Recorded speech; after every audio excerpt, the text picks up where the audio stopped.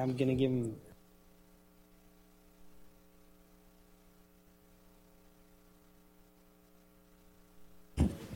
All right. Good evening, everyone.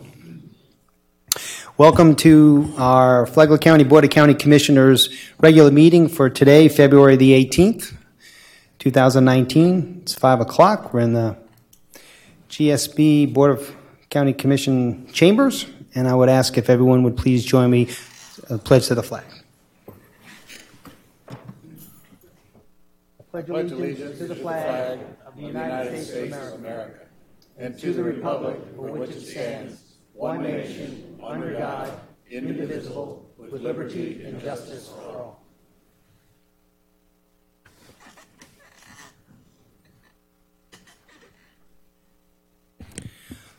Also, please join us in a moment of silence to remember and think about all of our first responders here in Flagler County, our law enforcement folks, our fire rescue folks, and all that serve us here in Flagler County. And then also remember the brave men and women of our great United States military that protect us and keep us safe every day.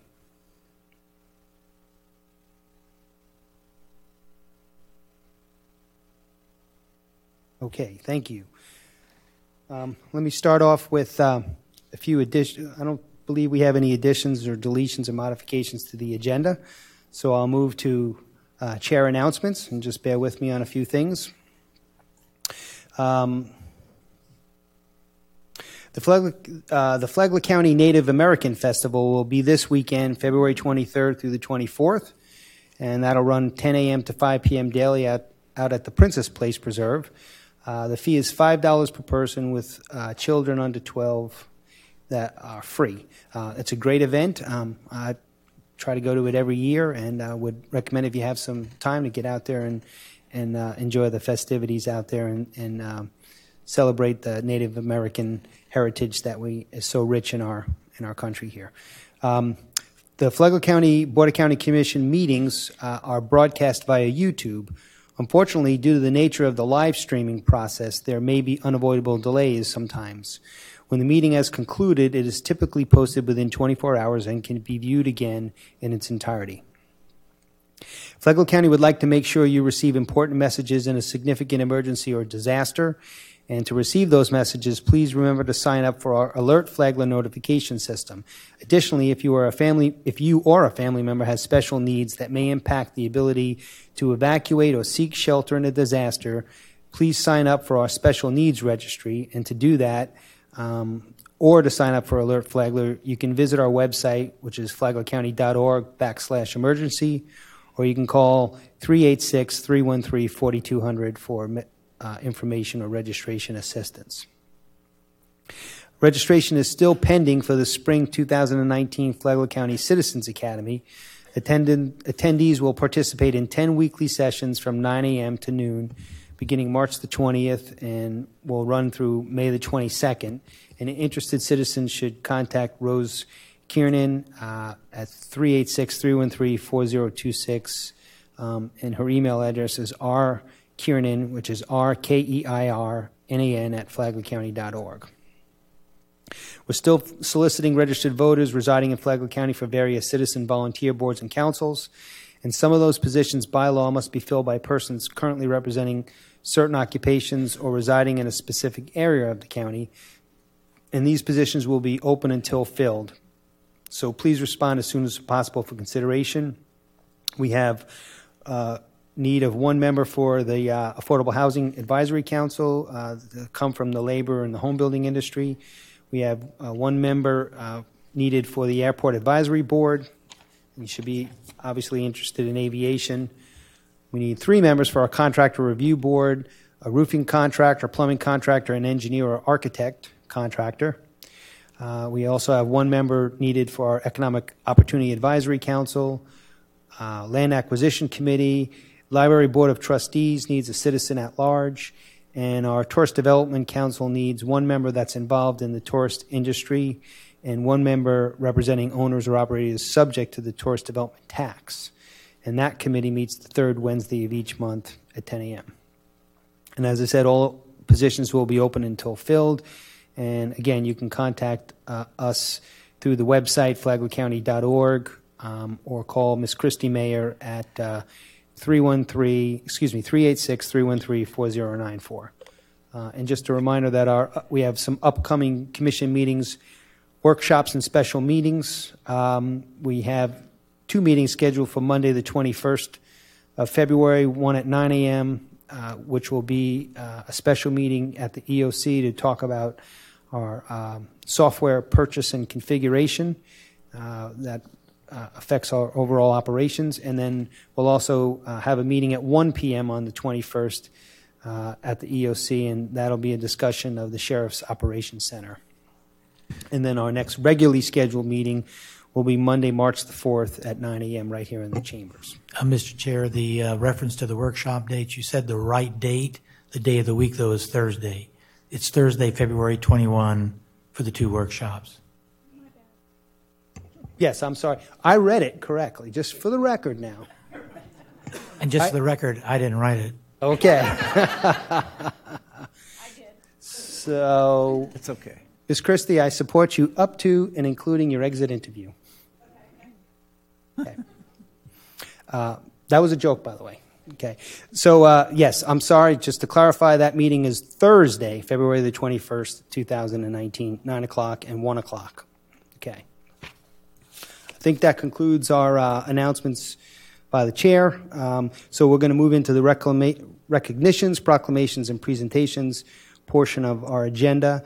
And first up is a recognition of the great work that our Flagler County Public Library team does with respect to passport service. And I would ask our library director, Ms. Holly Albanese, to come forward.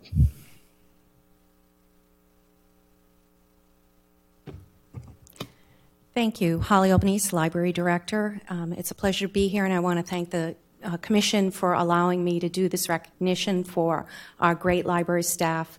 While all of them do a fantastic job, the reason why I'm recognizing these individuals in particular is because of the contributions that they make by allowing us to have this passport service has brought in a lot of revenue.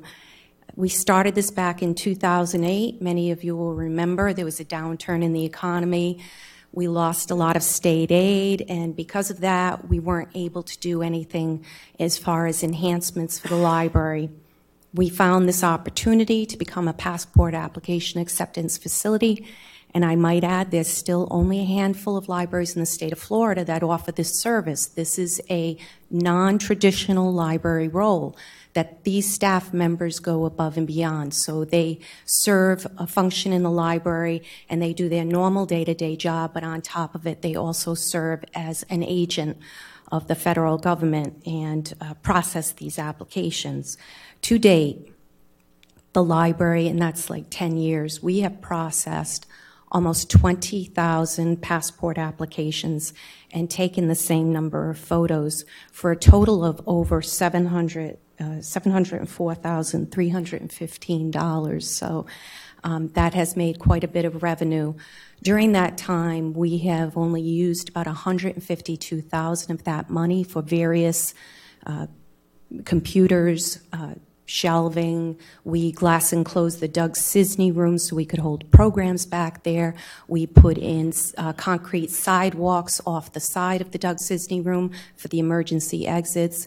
We did recabling of the main library to a Cat 6E cable, and I could go on and on. The remainder of the money sits in reserves for use for our hopeful new Southern Library facility that we're currently working on. But these individuals have made a great contribution, and I thank you again for allowing us to recognize the work that they've done. So if I could ask them to come forward. There's only 5 of them here tonight, Chair, so I know you have the certificates. Yeah, I guess I'll just read them, and then we'll come up front there. Yeah. So we Yes, have, sir. So we have Jacqueline Brown. Yeah, she's not here tonight. Okay. Some of them have to work. We're open till 8 o'clock. Karen Burtnett.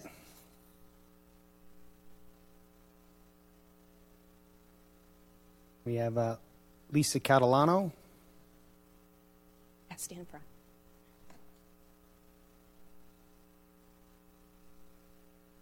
He's going to call all of you, so just Up get front up. there in a second, sorry. that Lisa? This is Lisa. We have Shannon Ivory.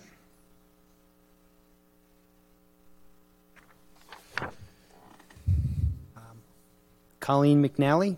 She's not here tonight. Okay. Jonathan Nemergut.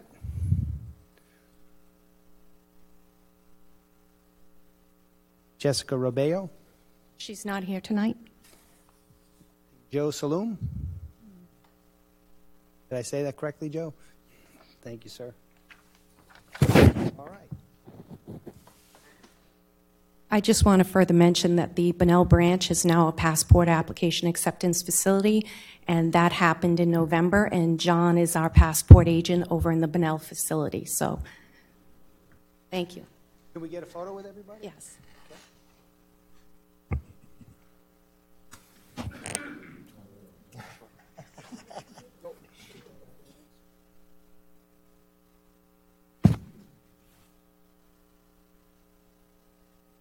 I'll smile. I'll take quite a few so we get everybody with their eyes open, and that should be good. Thank you. Thank you, guys.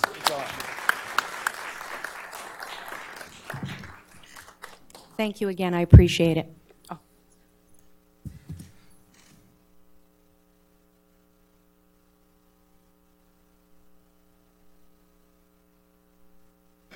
Be right back.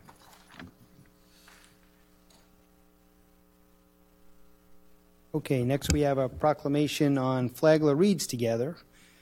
So, Commissioner Sullivan, will you do the honors? Right. Proclamation of the Flagler County Board of County Commissioners designating the month of March 2019 as Flagler Reads Together in Flagler County, Florida. Whereas reading is the gateway skill for all learning, and whereas reading literature inspires us to think about ourselves, our environment, and our relationships, and whereas talking about literature with friends, families, and neighbors adds richness and depth to the experience of reading and enables the sharing of thoughts. And whereas this year Flagler Reads Together will focus on the 50th anniversary of Apollo 11 and the moon landing. The book selected by the Friends of the Library is The Eagle Has Landed, the story of Apollo 11 by Jeffrey K. Smith. This book chronicles the triumphs and tragedies of America's quest to land on the moon, beginning with the stories of the visionaries who made space exploration a reality. The Friends of the Library of Flagler County encourage citizens of all ages of Flagler County to join in the 18th annual Flagler Reads Together by reading and discussing this book. And whereas Flagler Reads Together encourages a culture of reading and discussion in Flagler County by bringing our diverse county together around one book. And now, therefore, be it proclaimed by the Flagler County Board of County Commissioners, believe in the power of the written word, and do hereby proclaim the month of March 2019 as Flagler Reads Together in Flagler County, adopted the 18th day of February 2019, attested Tom Bexley, Clerk of Circuit Court and Controller, and will be signed by Donald T. O'Brien, Jr., Chair. So please come forward. The person's going to accept that. You need to be signed, but we'll get that. Good afternoon. I'm Mary Ann Clark, one of the persons with Terry Jones who had the concept of Flagler Reads Together. And we chose this book because it is important, this 50th anniversary of the landing of Apollo 11. We forget, we're also used now to space and all of these things, but this was an important event, and we thought it was good to remind people because the world is full of too many things today.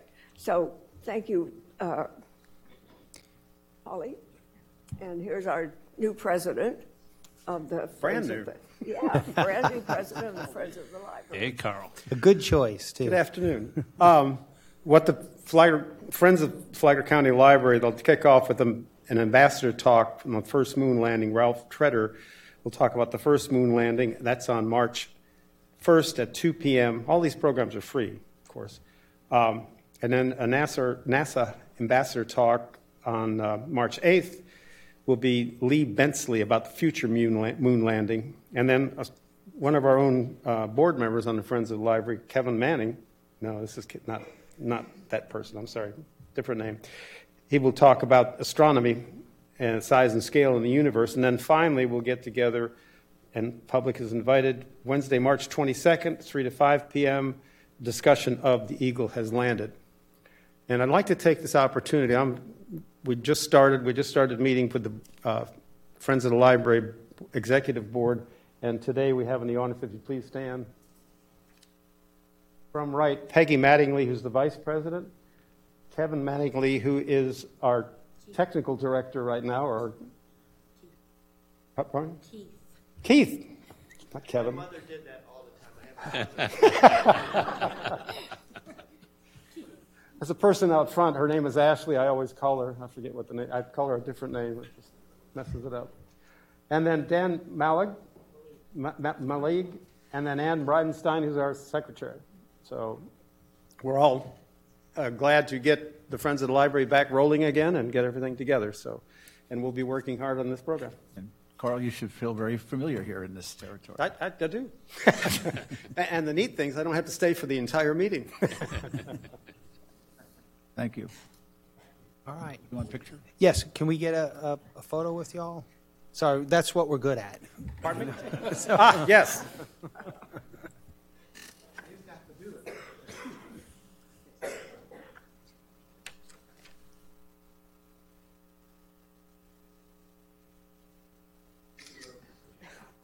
Everybody ready? Here we go. I'm gonna shoot a couple. Smile, Carl. Oh, you won't smile. The camera won't go anymore. Carl, here's the dolly.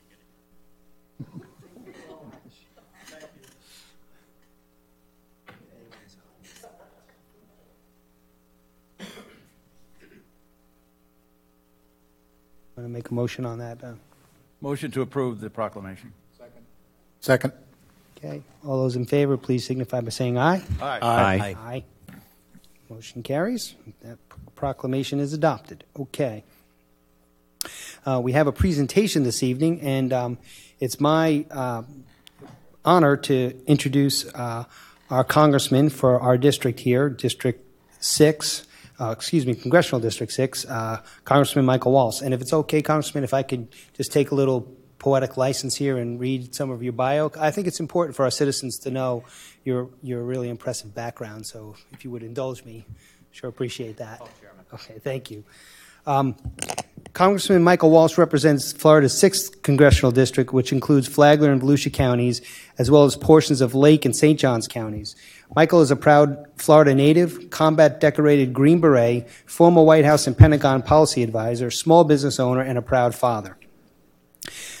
Congressman was born in Boynton Beach, Florida, and grew up in Jacksonville, and he was raised by a hardworking single mother and is the son and grandson of Navy chiefs, which is an impressive achievement right there, being a chief. I know, working with these two gentlemen. Michael has always felt called to serve his country. He graduated from the Virginia Military Institute and has served over 20 years in the U.S. Army. After being commissioned as an Army lieutenant, Michael graduated Ranger School and was selected for the elite Green Berets. He has served all over the world as a decorated Special Forces officer with multiple combat tours in Afghanistan, the Middle East, and Africa. During his time in Afghanistan, Michael led the team searching for Private Bo Bergdahl, who deserted his post. Upon Bergdahl's return to the U.S., Michael was one of the first to call into question then President Obama's labeling of Bergdahl as a hero and has continued to lead the call for justice on behalf of all service members that Bergdahl's desertion put in harm's way.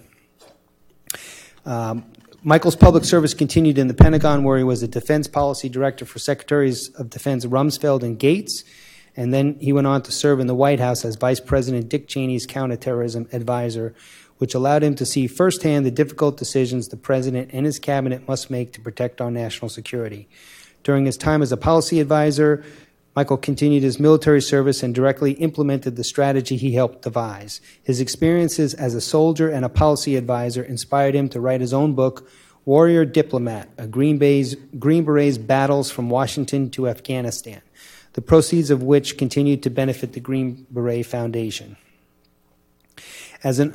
I'm going to skip a little bit if that's okay. As an Army veteran and National Guardsman, Michael knows how to accomplish a mission for his country. This is the warrior attitude he brought with him to Washington when he was sworn in to represent Florida's 6th congressional district in 2019. Michael is determined to be a part of the new generation of leadership in Congress, and Lord knows we need it. That's poetic license on my part. Servant leaders who lead by example with their values and deliver results. His commitment is the same now as it was in combat, which is to serve with everything that he has, without regard for his own self and with a sense of duty. And Michael is a father of a teenage girl, and he lives in St. Johns County. And it's our privilege to welcome you here today, Congressman, and would wonder if you would say a few words for us, if that'd be okay. And you're welcome. Thank you. You're welcome to use the mic if you want to float around. It's your call there. Does this work? Can everybody hear me okay? Yes. Thank you so much for having me, Mr. Chairman, Commissioners. Thank you for having me. I don't know if this is working or not. Is it? Okay, great. I think it is. So I apologize that I couldn't get here a little sooner. I think you have to flip the switch on the bottom of the microphone. What's that? Bottom of the mic. Oh, all right. Make the little light turn red. How about that? We can do that as Green Berets. That's okay. Hit the button. I did get here a little sooner. We had this thing called the government shutdown. At least it was a partial shutdown, so a few things with that. One, I tried to do what I think we all should do as leaders, which is lead by example. So I did not take a salary during that shutdown. And what amazed me was that everybody was leaving town in terms of many of my colleagues, and I didn't want to leave D.C. until we got that worked out. So it's my honor to be with you here with you today. Just wanted to share with you at least some of my priorities for the district. I took Ron DeSantis's seat. He was the congressman here before running for governor, and I think he's had a fantastic first month or 6 weeks as governor. So I know I have some big shoes to fill with former Congressman DeSantis. So a few of my priorities. As you've noticed, may have noticed, Washington is a little divided. We now have a split Senate and House of Representatives, with the Democrats in control of the House, with the Republicans in control of the Senate. So what that means often is, I think actually, to be very candid with you, we will see less legislation coming out of Washington, because things that go through the Senate may not get through the House, and vice versa. And I'll tell you why I think that's important with some of the committees that I've gotten, that I've been able to get on in just a moment, of what legislation is going to move and how that I will be able to help this area and help Northeast Florida. So the committees that I pushed for were transportation and armed services. That's really where a lot of the work is done in the House of Representatives. As a freshman, you tend to get the last of the pick. But I was able to get on to armed services as the only Republican freshman. That's really an honor to be able to get on there. And I was also able to get on the Space Committee. So I'm just thrilled to hear the discussion of space and where we're going with that. So on armed services, one of the things that I want to do is to work very collaboratively with the other congressmen in Northeast Florida. I'm on the subcommittee for Sea Power, so go Navy. And then also on the subcommittee for intelligence and emerging threats. What that means is I can work, so I'm on the subcommittee that authorizes things. John Rutherford, to our north, the former sheriff, is on the appropriations committee. I think that'll be very helpful for Mayport and the port and other things. I'm also on the space committee with Congressman Posey, who is to our south, with the Space Coast, and be able to work with him very collaboratively. What are some things that I really think we can dig into and get done? As a veteran, two things. One, we're at a record low in terms of veterans in Congress. In the 80s, we peaked at around 80%. Now we're at a record low in our country at around 15%. I think that explains a lot of the dysfunction that we're seeing, because as veterans, we care about mission. We care about mission accomplishment. We're not as concerned with party or race, religion, creed, whatever. In the foxhole, nobody cares. You're about moving forward. So one of the things that I want to get done is regards to transportation and infrastructure. There's 1,000 people a day coming to Florida, and the infrastructure, I think, as we know, is straining to keep up. There will be the highway reauthorization bill that is supposed to move through the committee and through both houses in September of 2020. Don't know if that's going to happen, but if that does happen, then I want to work very hard to get some things that this area needs, and I'll look for all of your input. One of the things we'll want to do is have some transportation roundtables and hear from the community on what people need and the infrastructure that they need carrying things forward. I talked about space. Look, I think the commercial space flights, so your SpaceX, your Blue Origin, which is owned by Amazon, and those kind of companies is set to explode. Embry-Riddle, which is in the Volusia County to our south, should be front and center. I've already worked with the Space Foundation to have a big commercial space conference there at the end of this month, and we're doing a number of other things to ensure that this area between the Space Coast to the south, between Embry-Riddle, between Cecil Field, really benefits from this booming industry. They are expecting to go from a few dozen launch sites to a few hundred over the next 20 years around the country, which is just very exciting. Beach renourishment. My district director, who I'll introduce you at the end here, retired General Ernie Aldino, just attended a national beach renourishment conference up in St. Johns County. We've had a number of meetings in New Smyrna where they're having a real problem. Congratulations on moving forward here in Flagler County with the long-standing effort to get Flagler renewed, with I understand the Corps of Engineers is heavily involved, $100 million overall project there. But that's something that just affects all of our lives. I've also joined the National Flood Coalition because flooding continues to be more and more of a problem as we deal with the encroachment of water and we deal with sea level rise. On water in general, we have to have clean water. I mean, just bottom line. So there is a number of issues that we're looking at. Some are called septic to sewer, as we have aging septic tanks that need to move into sewer systems.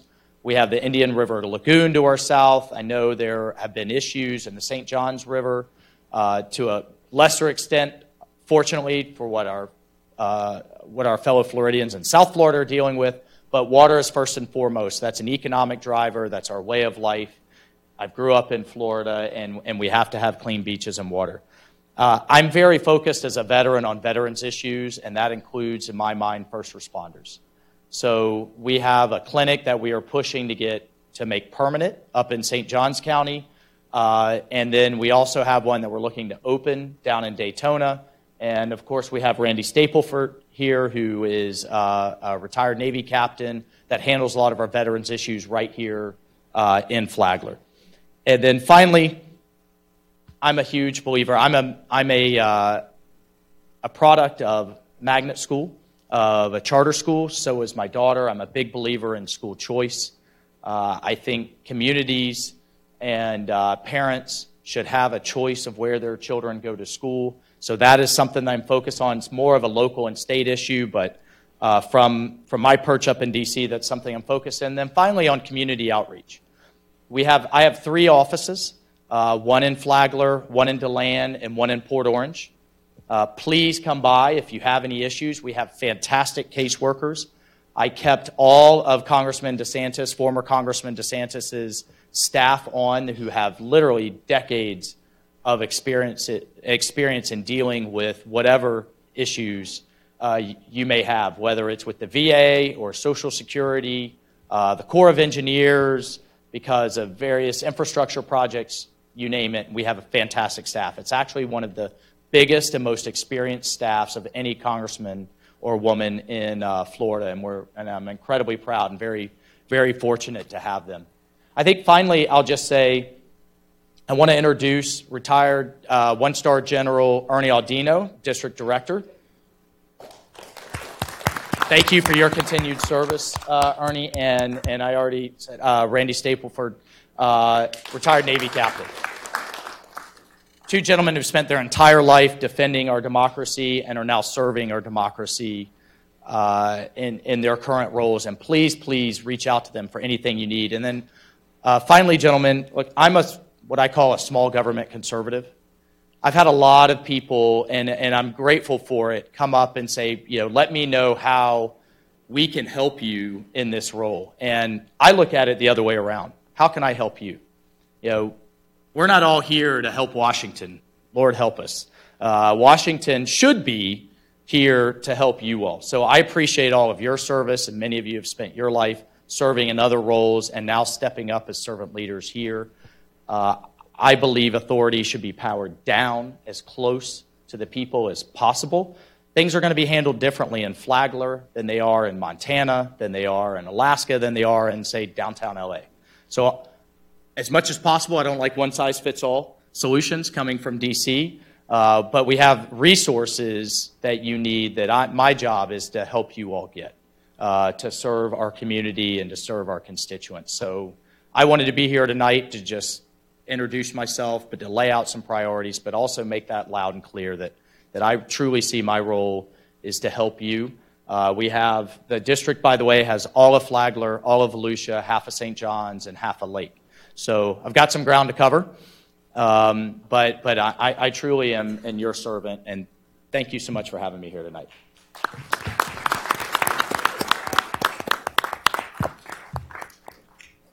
Thank you, Congressman. Oh, my pleasure. All right.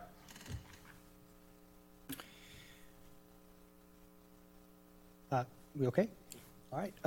Before you have something? Okay. Before we go into community outreach, I just wanted to just take a point of privilege here and ask Mr. Cameron, would you mind standing up, please? Ladies and gentlemen, just want to introduce Mr. Jerry Cameron. Today at 3 o'clock, our Board of County Commissioners selected him as our new interim county administrator. He comes with a lot of experience, which I'm sure you'll read about, but just wanted everyone in the community to see him for the first time and welcome him to our meeting today.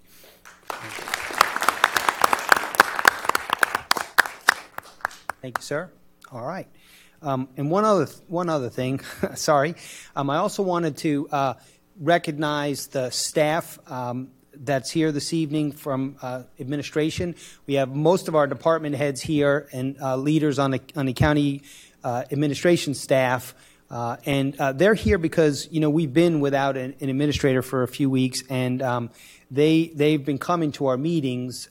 They're here to support us and doing just a fabulous job over the last month or so, and just wanted to thank them for coming this evening and recognize the fact that you're putting in extra time, and we appreciate that very much. So thank you.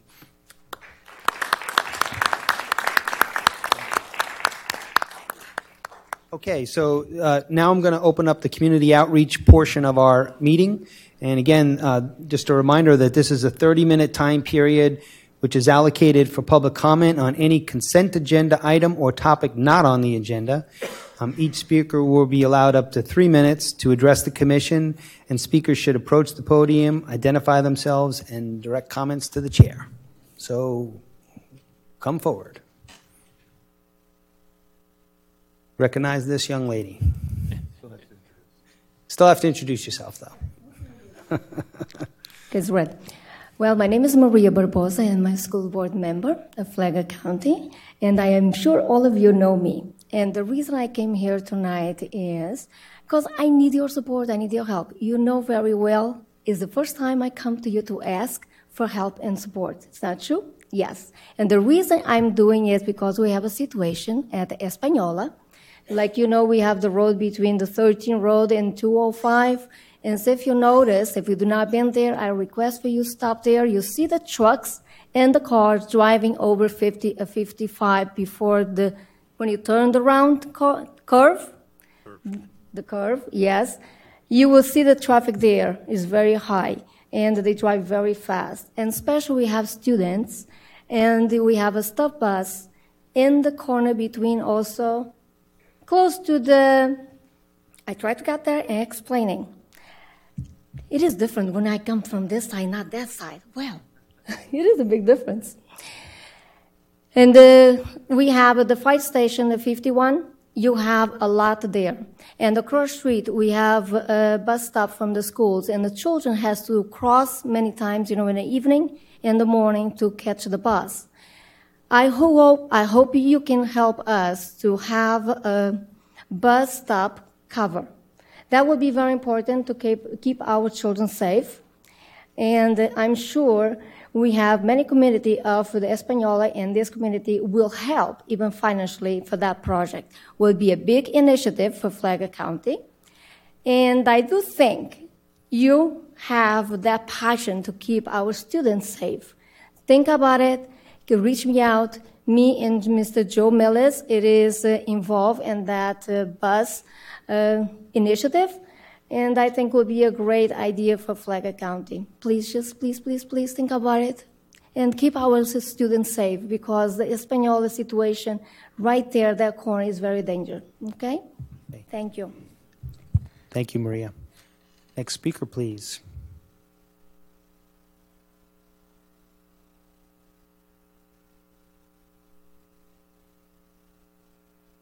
Good evening. My name is Marion Irvin Redden, and I am here to back up what Mrs. Barbosa said.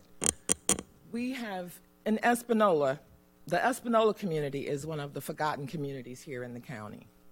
And some of you have heard this before, and you will probably hear it again.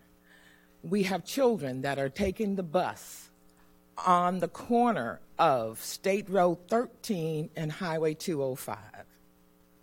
That's a very dangerous area for children to be getting the bus, number one. Number two, they're there when it's raining. Our children are not covered, and children need to be covered. They have to go into the schools. When it's pouring rain, our children don't need to be standing out in the rain.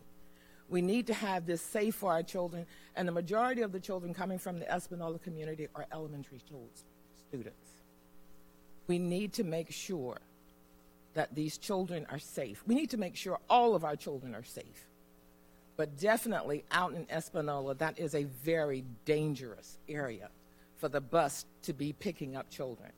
My grandmother and my aunt both drove school buses from that area.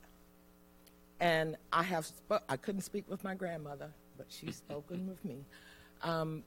My aunt, I spoke with her, and to know that that area is where the bus stops to pick up our children, it gives her concern. But we need your help. We have people that have volunteered to help to do these things. And I would ask if the people from Espanola, if you'll stand. We're here as a community asking for your help. Our babies need your help. We don't want a child to leave this earth because a truck came around 205 or off of Highway 13 too fast and didn't see the child. We're talking little ones. We have to protect these children. Please. Thank you, Ms. Johnson. Urban, I apologize. God darn it. Okay, next speaker, please. Jane Jim Seal, Youth Plantation Bay.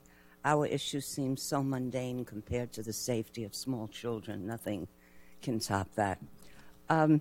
I am very concerned about not just the water in Plantation Bay and the wastewater, and I thank our commissioner for opening the eyes of so many people, and I also thank Commissioner Sullivan, too.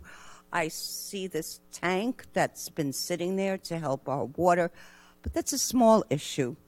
One of my very big concerns is I always thought that those of us who live in Plantation Bay are paying all the costs for utility with our high rates. That's not true. Every time the county borrows money on the backs of all the taxpayers, not just those of us in Plantation Bay. And please, Mr. Chairman, correct me if I'm wrong. Right now, we have a total debt of $6 million, even though Plantation Bay residents have paid in over $2 million. I really hope that this plan to put in reverse osmosis is thrown in the garbage, because we only have 2 wells out of 4 working, and nanosystem is much less expensive. But we're looking for money. I have the very perfect solution. And Commissioner Sullivan, with all due respect, I know Palm Coast right now is attempting to annex Palm Coast Plantation, and I pulled out somebody who I know who lives in Palm Coast Plantation, Sheriff Staley. And I don't think he wants to be annexed by Palm Coast because his taxes will go up 23% over what they are now. Mr. Sullivan, you live in Grand Haven. You're paying 20 mills. Mr. Staley is paying 15 mills. However, in Plantation Bay, it's the opposite. Those of us in Flagler County, and I do thank our property appraiser, Jay Gardner, he is the best property appraiser in the whole wide world. He sat today with Joan Affitato. We in Flagler County are average 15.422 mills.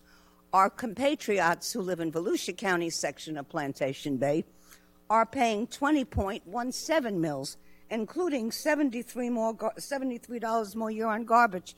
The Volusia County residents, if they are annexed into Flagler County, voluntarily by petition or us coming in, they will all save between 22 and 23% per year. There's no CDD in Plantation Bay. Our HOA takes care of the roads. Who in God's name wouldn't want to be in a county where they can vote, they can run for office, and they're participating? And right now I'm waiting for Volusia County to tell me the gross billable taxes that they are taking, and we're not getting a damn dime. Millions of dollars. That's number one, to start solving where we get our money for our water problem. And when I get those figures, I will share them with you. It's a win-win situation. I'm going to lobby the residents in Plantation Bay to petition you guys if you won't start it out. Thank you so much. Okay. Thank you, Ms. Yude. Next speaker, please.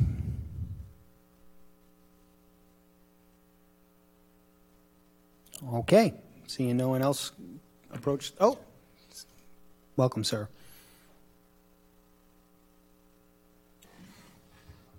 Roy Smith. I'm also part of the community from Espanola. I'm the number man. There's 27 yards from where the bus stopped and to that curb. I'm also a former truck driver. And those trucks come around that curb, it says 35 miles an hour. But we talking about 76,000 pounds. We don't know if we got the right brakes on them or not. But, you know, I'm up there every morning with the kids, out my bed. I'm disabled. I'm up there, you know, trying to, hey, y'all got to slow your cars down, these trucks down. But the whole thing about it, we really need help out there, you know.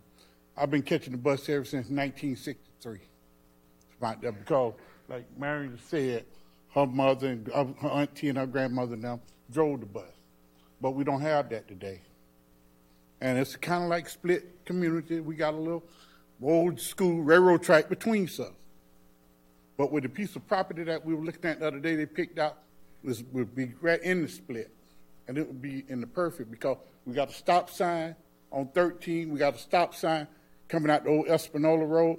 And we got a stop sign on 205. So it's a very nice area. If y'all can help us get that started, it'll be a blessing for the kids in Espanola. And thank you all. Thank you, Mr. Smith.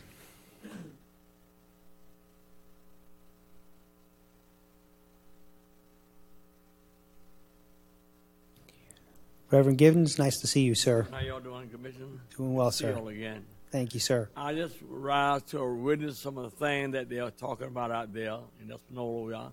I've only been there about 88 years. And that behind my house there, that road where he's talking about, cars and trucks, log trucks come on out there. Sometimes I be so afraid they ain't going to hit my house. That's more than children. But if we could get some speed bumps down below the parking lot, park there, slow them down. When they hit them speed bumps, they'll slow down before they get where the children are at. So we definitely need some help out there. And also on the old Bimini Road down by my family house, going in Bimini, we need some speed bump down there. Even down in front of my house there, if there are one or two speed, anything that will slow them down on that road, because we have children who are playing in the road and they just drive so fast. Thank you. Thank you, Reverend. It's good to see you, sir.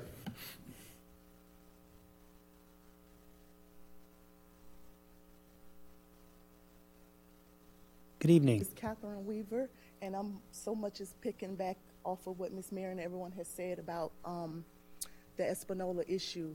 And like they're saying, it's true. I think that with the the covering being there, it creates something even massive and more important because there's a visual effect for people. As we all know, when we get older, you see the same speeding signs and it gets kind of domain. You see the child playing sign, and every while you see it every day, every day, every day. And if you notice over the years, you tend to not even see it, even though it's been placed there. So the thing about the covering, it is big and it's huge, and it gives you a visual when you're coming around a curve, because sometimes you see the same sign, even the speeding signs. If the speeding signs were there, we would need officers. We would need the station officers, because what? You would abide by the law. But sometimes when you got people that's coming in and out of this area, they're not used to seeing children there. And a lot of people come through the County Road 13 that don't live in this area. And you got to also remember that sometimes Espanola has become out of sight, out of mind. But if you go back to history, we were the first original town. So sometimes we get kind of overlooked. And now that you guys have created this massive Palm Coast and all these wonderful, great, you got to excuse me, my voice is going, but all these wonderful, great things that you have created in this county, you tend to forget about the things that were here in the beginning. So if you can consider, like they're saying, not only the safety of the children, but it also over time create a visual effect of safety, that there are children in that community. And because the community is older, people tend to think that there's no children around because it's old, the houses are kind of run down, and people think, oh, that's just older people. But there are actually children that's being brought up out there right now that's being raised by older people. We got some grandparents out there, 75-year-old, raising third graders at this point. So please, this would be something that could change lives. So please consider that. Thank you. Yes, ma'am. Thank you for your comments. I was going to be disappointed if you didn't make it up here. Thank you. Good afternoon, George Mayo, Palm Coast. One question I have is, have there been any further discussions concerning the roundabout at 304 and 11? I know that was supposed to be. I don't know if we've heard anything from the state. Are they still going through with it, et cetera? The other thing I brought up a few months ago, since we have a new county administrator here with us, was the thought of having a canopy or carport, whatever you wish to call it, for the fire truck that's in the fire station across the street, the one that is stationed outside. Chief Petito said he had a brief conversation with the previous administrator, asked him if he had could put it anywhere in any of the other fire stations. He said there was no room. I've said this before, just the constant sun and rain on any kind of equipment deteriorates it faster. I don't think a carport would be that much of a cost. I know money is tight, but I hope you can invigorate a conversation between our new administrator and Chief Petito and looking at a carport to help protect these fire engines so that when they're needed, he doesn't have to say, oh, gee, there's a problem with it because it's just been sitting outside. Thank you. Thank you, Mr. Mayo. And he's taking notes already, so. Anyone else wish to address the commission? Okay, seeing none. Oh.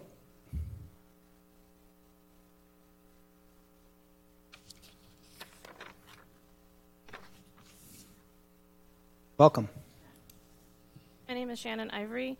As a concerned parent in the area, I want to piggyback on something that Mr. Waltz had said about being able to use school choice and being able to have your kids go to a school that you prefer.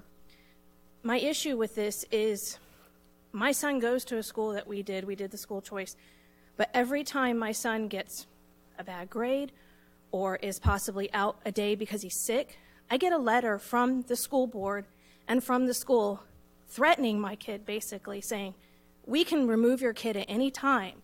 My kid is not a bad kid. He gets, most of the time, good grades. He's a good student. He's a nice kid. He's never caused an issue.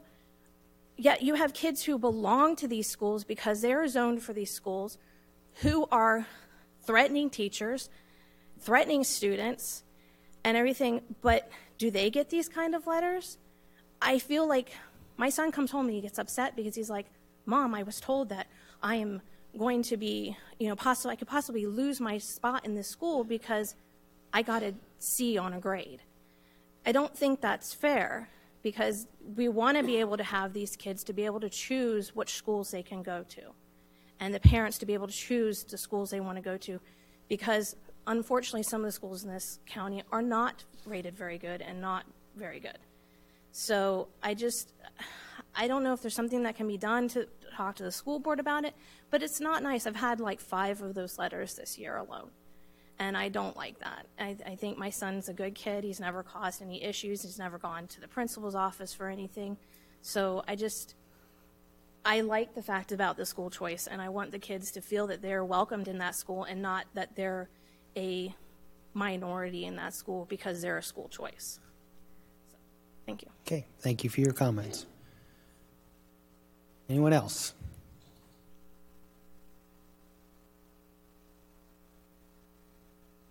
Okay, seeing no one else approach the podium, I will close the public comments or community outreach section of our agenda. A couple items to address, and I'll kind of work backwards on. Ms. Ivory, there's 2 school board members here, and I'm sure they'd be willing to discuss that issue with you. I would also encourage you, that is an issue you probably want to raise with the school board, so I would encourage you to go to one of their meetings and reach out that way.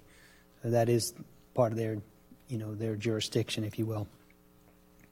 Mr. Mayo, I was wondering, is Ms. Al-Khatib here? No? Okay. I'm not sure what the current situation is yet on the roundabout at 304 and 11 with FDOT. Any commissioners have any updates on that? Yeah, that's Cody's Corner, right? Yeah, they had agreed to review it again and look at possible solutions other than the roundabout. Okay, so that's basically in limbo right now, correct? Yeah, okay. And again, I think we're taking notes on the fire truck cover, so we'll see what is with that. I'm sure our new interim administrator will be looking into that.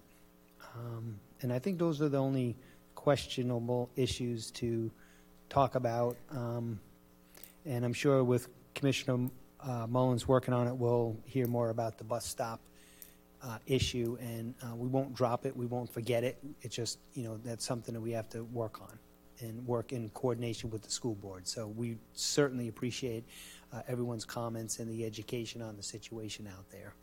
So thank you for that. Okay, so next we have our consent agenda, and I'll entertain a motion. Well, first of all, excuse me, I apologize. We need to go from left to right here and see if anyone has any items they would like to pull. Commissioner Erickson? None. Commissioner Hanson? None. Commissioner Sullivan? None. Commissioner Mullins? None. Okay, the chair's going to pull item 7H and 7I.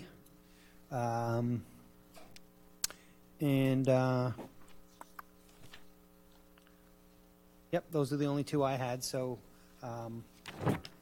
Mr. Chairman, Yes, make sir. a motion to approve the various consent items 6, 7, 7, in 7, 7A, B, C, D, E, F, G, and move that they be approved. And I'll second that. Okay, we have a motion and a second to approve the consent agenda items as delineated by Commissioner Sullivan. Call the question. All those in favor, please signify by saying aye. Aye. Aye. Aye. Motion carries unanimously.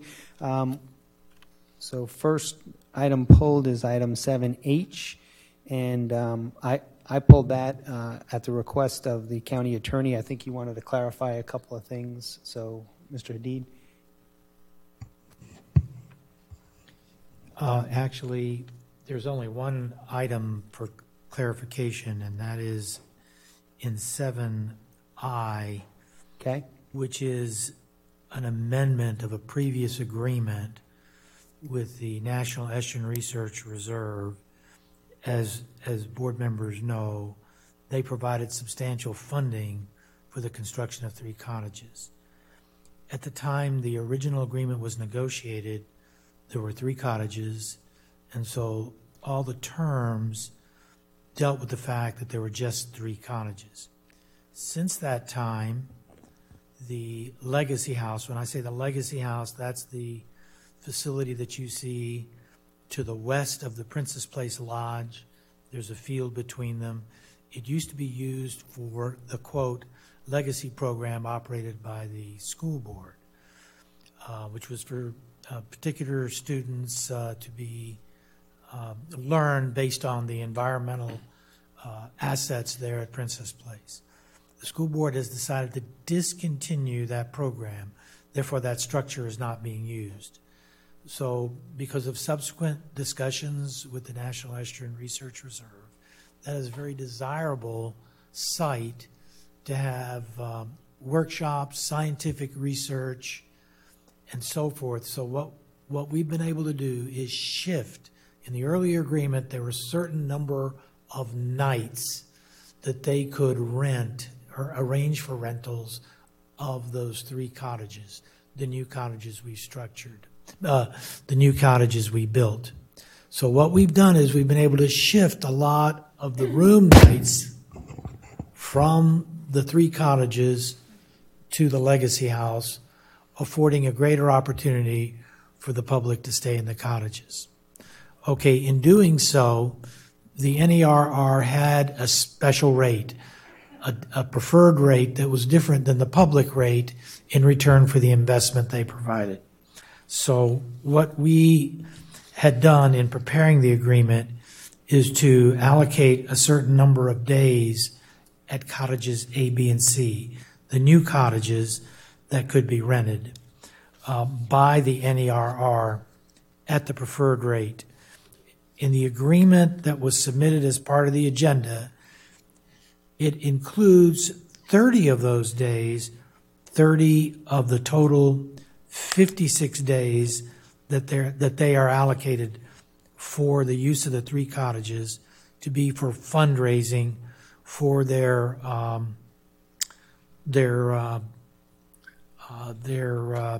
support, their citizen support, that's what it is, CSO, their citizen support organization that is called Friends of the National Estuarine Research Reserve. They were given 30 nights. In the draft that you have in your packages, it states that those are at the full price, not at the preferred rate. They should have been at the preferred rate. So that's an amendment that will be made to the document that the chair will sign tonight. I would request the board to concur with that change. It is part of the request from the NERR. The staff has no problem with that change. Okay, so again, Mr. D, this relates to item 7I, correct? Yes, sir. Yes. Okay, right. All right, so any further explanation as far as that goes? No, unless there are any questions. The only other question I had, which is probably for staff, and I'm not sure which one of y'all want to take a stab at this, it's with respect to the booking process, and if I'm understanding this correctly, so I see it's you, Ms. Petito, thank you.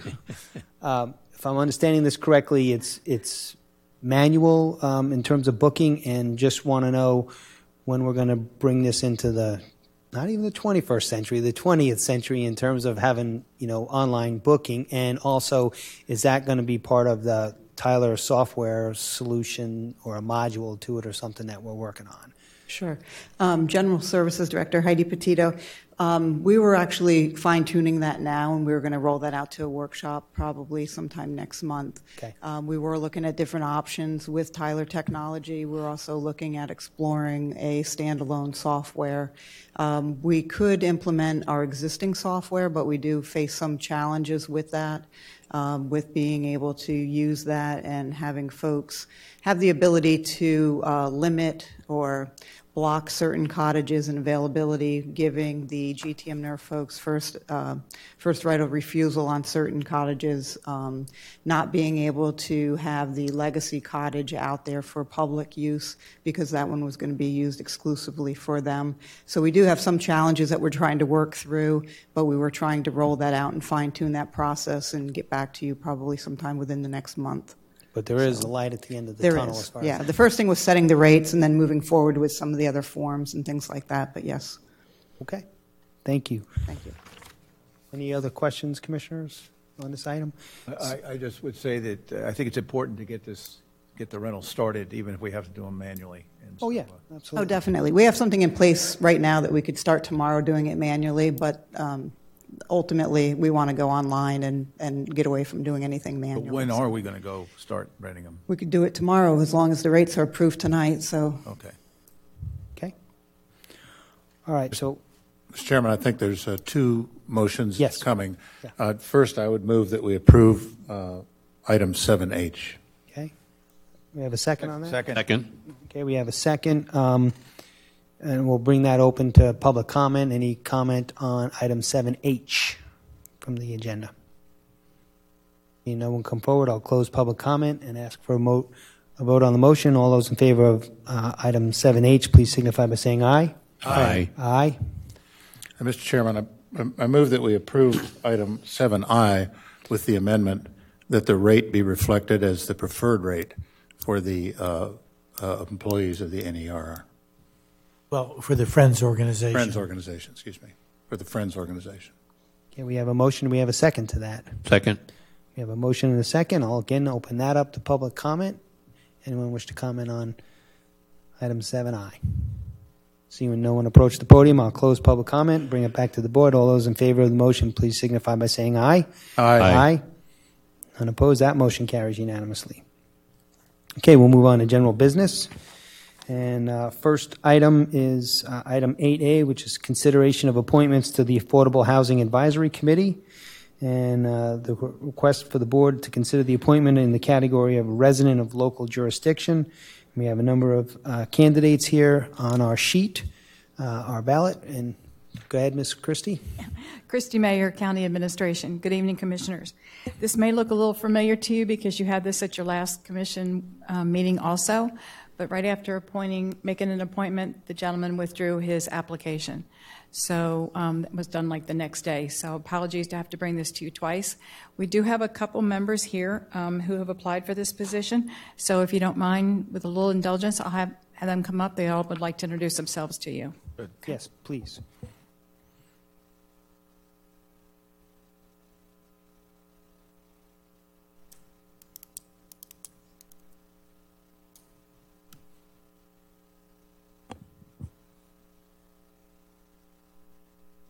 Good evening. How are you doing this evening? My name is Jennifer Caldwell. I work for a nonprofit organization, the Family Life Center. I help find housing and jobs for victims of domestic violence and sexual assault. I am originally from Cincinnati, Ohio, and I have been a resident of Flagler County for the past 15 years. Affordable housing is something that is near and dear to my heart. I have been a Habitat for Humanity homeowner for the past 8 years, and thank goodness for that, being in our county. I'm a little nervous, so I apologize. I have watched Flagler County grow, and I've seen a lot of changes. A lot of people have come here, and there are a lot more changes that we can do to improve Flagler County, and affordable housing would be one of them. So thank you so much.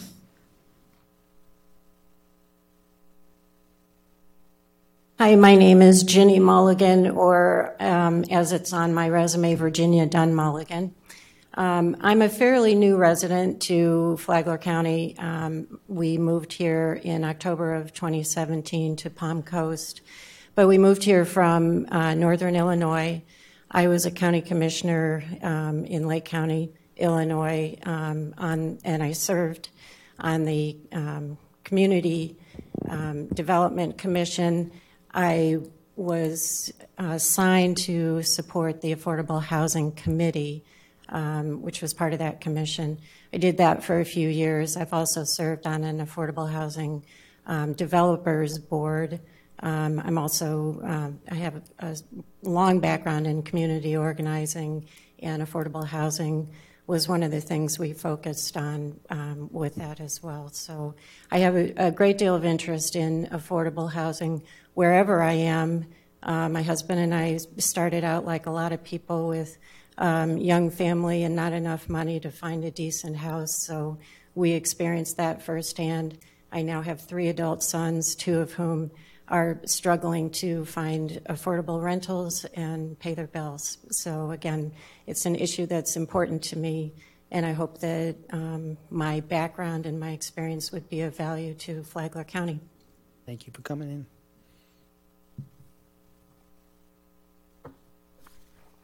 I am Diana Sadlorski, and thank you for your consideration for this appointment.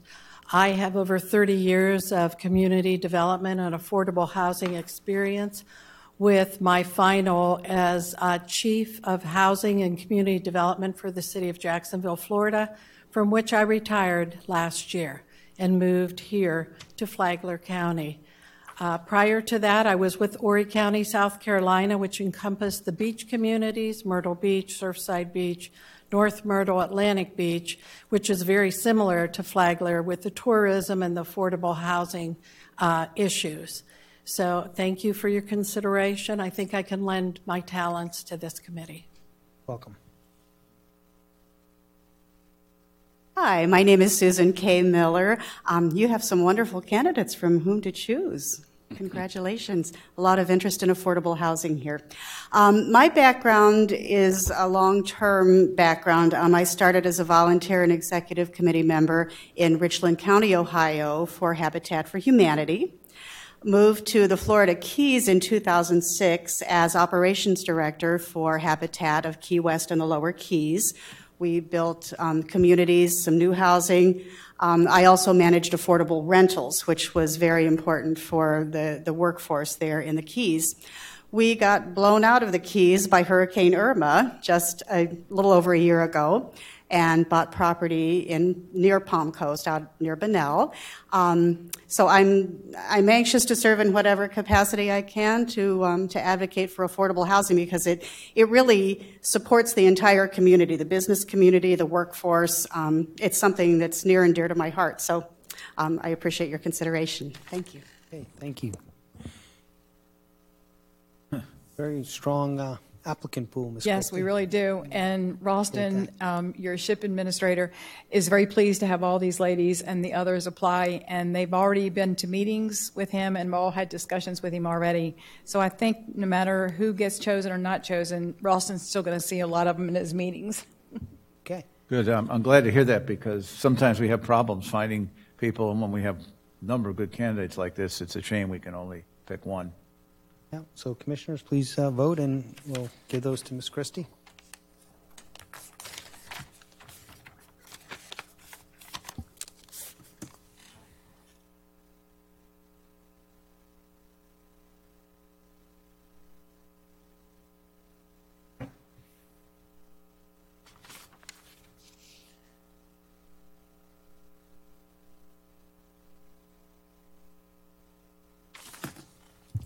Okay. Ms. Caldwell got one vote. Deanna O'Flaherty got one vote. Benita Robinson got one vote. And Ms. Diana Sadorski got 2 votes. Okay. Sounds like that's our... Ms. Diana, yes, sir. That's our choice. All right. So, well, I guess we need to have a motion for that.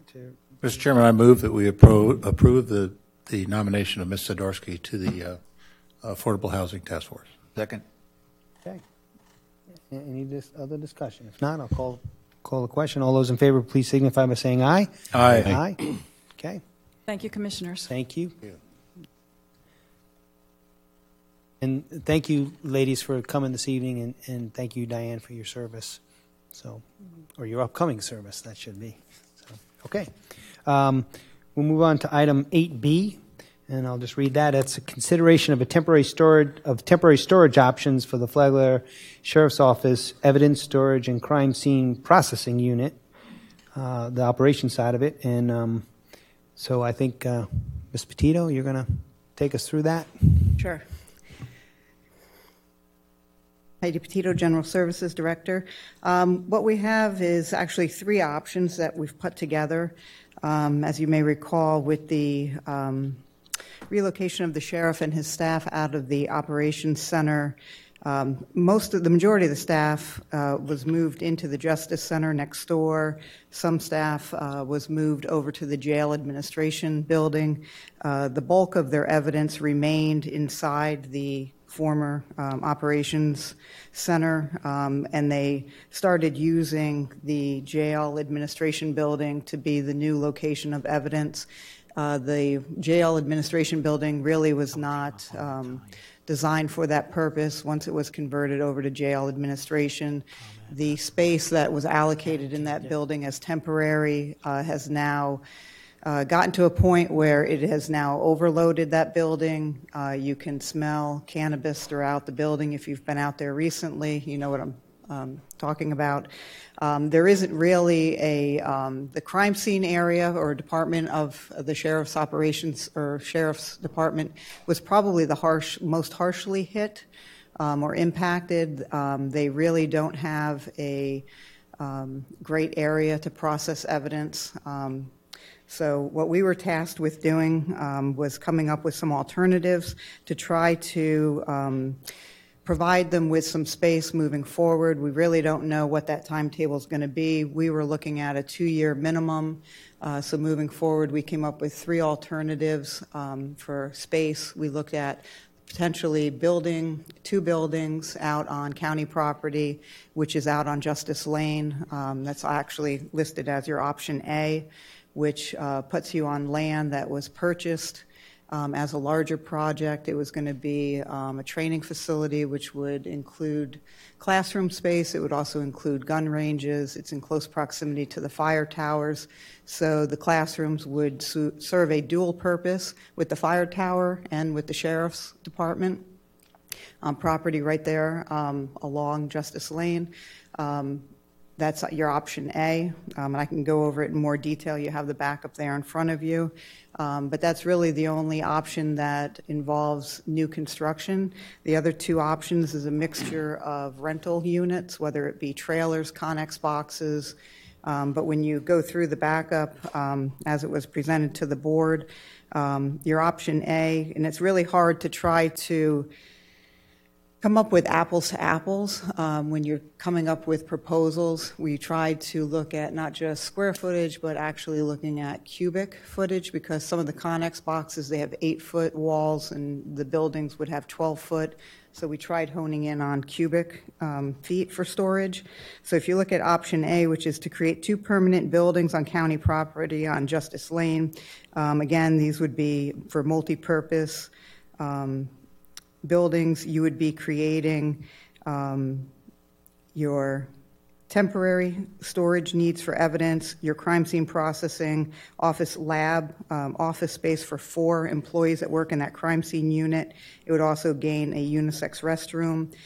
When it was no longer needed, it could then serve these buildings would then be easily converted as training classroom space and be used for additional storage, again, on the multi-purpose first responder training site. Option B would be the relocation of some existing storage buildings that are on the jail admin property now. And then we would end up using the rental of 4. We would use modular office space for the crime scene processing, the lab, for the 4 office space for the 4 employees with a unisex restroom. The rental, when not needed, that rental unit would be returned, and then we would have the 2 storage units that would be constructed on site, and then you would still have those there. And then option C is complete rental of 7 Connex boxes. When you look at the breakdown, there's a cost associated with each one of those. Even though option B is the cheaper cost, and you have the breakdown in front of you, the cost of option B is $219,000. Option A is $240,000 change. Option C is $260,000, almost $267,000. When you break it down to the cubic foot cost, option A is actually a cheaper cubic foot cost because you're actually gaining 48 cubic feet of storage and a cubic foot cost of $5 per cubic foot. Option B only gains you 30,000 cubic feet of storage at a $7.25 cubic foot cost. And option C, you're only getting 30,208 cubic feet It's actually your smallest option is all rental, and you're at an $8.84 cubic foot. The rental equipment, again, we're only looking at a 2-year rental agreement. We don't know how long it's going to take before we have a decision or an idea of what we're going to do with the current Sheriff's Operations Center. But for the sake of argument, we were looking at trying to come up with minimum of probably 2 years, not knowing. I know we've got a workshop coming up to really talk about what that short-term plan is going to be for the sheriff. But just looking at the pros and cons of both of these, the rental equipment is probably your quicker solution. It's only about a 1-month lead time to get that equipment. Construction is going to be a little bit longer. They are metal buildings. It's about a 45-day lead time to get them. So to complete them, there's ground work that we can do as far as some land clearing and some prep work for foundation, driveway, things like that. So when you look at the metal buildings, it is going to take you about like 3 months to do those metal buildings on site. But in the long run, the construction is going to be more cost efficient. And at the end of the day, the permanent building, at least it's an investment towards your long-range plan of what you were going to do with that property anyways. That capital project with that gun range and training facility is something that's already been identified in your capital projects. Option A does create more usable space per cost. Just not really sure, moving forward, what direction the board wants to go with that. But funding would have to be appropriated in the form of a budget transfer from your reserve for contingency. Right now, prior to doing anything, the balance of your reserve sits at a little over $312,000 in your reserve for contingency. So you would have to decide, I guess, what you would want to do moving forward. But this is something that staff has worked with the sheriff's office in trying to come up with the best option for them. And this is something that we have talked about. We have met with the sheriff's office numerous times over the course of the last probably several months, I'd say, trying to come up with different options, different alternatives for them. So, Mr. Chairman? Go that way and that way? Is that okay? I'd like to table this item for the following reasons. In reading the explanation of what we're doing, I'm not saying it's not something that's needed, but there's a lot of things going on with what we're going to do to replace the Sheriff's Operations Center or go back into it, depending on testing and that kind of thing. My feeling is that we're having a terrible time moving forward on the bigger problem of what we're going to do long-term or even short-term or interim term. I just think taking money out of the budget that wasn't allocated in our budget for this year and doing a Band-Aid approach to the problem is not the way to go. Also, in the explanation of what was said, they said that the Board of County Commissioners requested this. I do not remember ever at any meeting requesting this interim evidence location. If somebody can find it in the records from any of our meetings, I'd be happy to say I'm wrong. But I don't ever believe hearing that we agreed, not a motion, but just agreed that we were going to do this. So I just think it's kind of new to me that we're going to do this. The last couple of meetings, I made a big case for keep the commissioners informed about what's going on, and this is the first time I've seen the details on this. And we're going to do a vote on it and spend quite a bit of money to do this. My feeling is we need to get the big picture plan of what we're going to do to replace or go back into the Sheriff's Operations Center it is now before we make piecemeal decisions on spending money. So I'd like to table this for further discussion at a future meeting. We have a motion to table. Do we have a second on that? I guess I just had one comment. I guess with this being evidence, were there any special needs to preserve the items that are going to be stored in this, like extra fire and other needs? You lose the evidence, you lose the case. I didn't hear that mentioned also. This is something that came out of probably months and months of talks that we had with the going back to them vacating the building, prior county administrator talks when we were meeting with the sheriff and the former undersheriff and Chief Strobridge. And these date, probably several months ago, and I don't know who all was there, and I don't remember if one of them, if Commissioner Mullins was at them, but there was a definitive tone at one of the last meetings, I would say prior to Administrator Coffey leaving, was to come up with a solution and come back and present it to the board, because I think the board's direction was they felt that there was nothing going on or that staff wasn't working towards a solution or a... I'm sorry to interrupt you, but I don't remember any specific time when we discussed spending money that's not in the budget right now. It has to be transferred over there, of over $200,000 for a piecemeal solution to a much bigger problem. I don't remember. No, I don't think that it was, and I stand correct. I apologize if that's the way I'm making it sound. I think that it was more of a working group. We were working as a group, and this is now the opportunity that we're bringing it back to the board for this one particular issue. This doesn't solve all of the problems, but this is a critical issue that the sheriff's office has, and maybe Chief Strobridge could probably expound upon the issue that they're facing more so than I can. Somehow or another, the evidence is still being used and stored right now.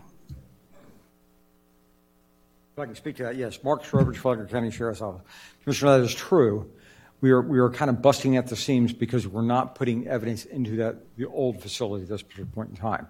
That's where the critical need is today, is that the former county administrator said, we need a solution. We developed this solution as part of our discussion that evidence and our crime scene investigators would have an opportunity to expand initially through rental.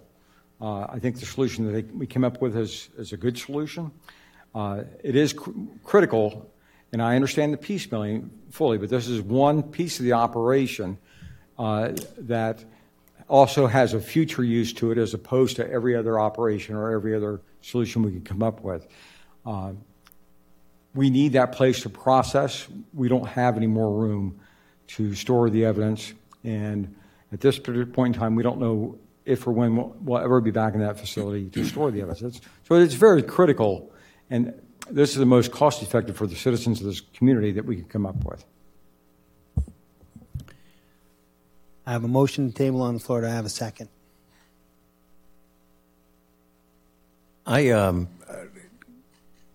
Can I say something real quick in a second? We have to have a reaction to the motion on the table. It's either a second or it dies. So someone's got to. Somebody seconds. I would second that. There's no discussion once the second is made. It's not debatable. It gets voted on. So. Yeah. All right. Did you second? Yeah, I'll second it. Okay. We have a motion and a second to table the item. All those in favor, please signify by saying aye. Aye. Aye. Aye. Aye. Okay. Motion carries. The item is tabled.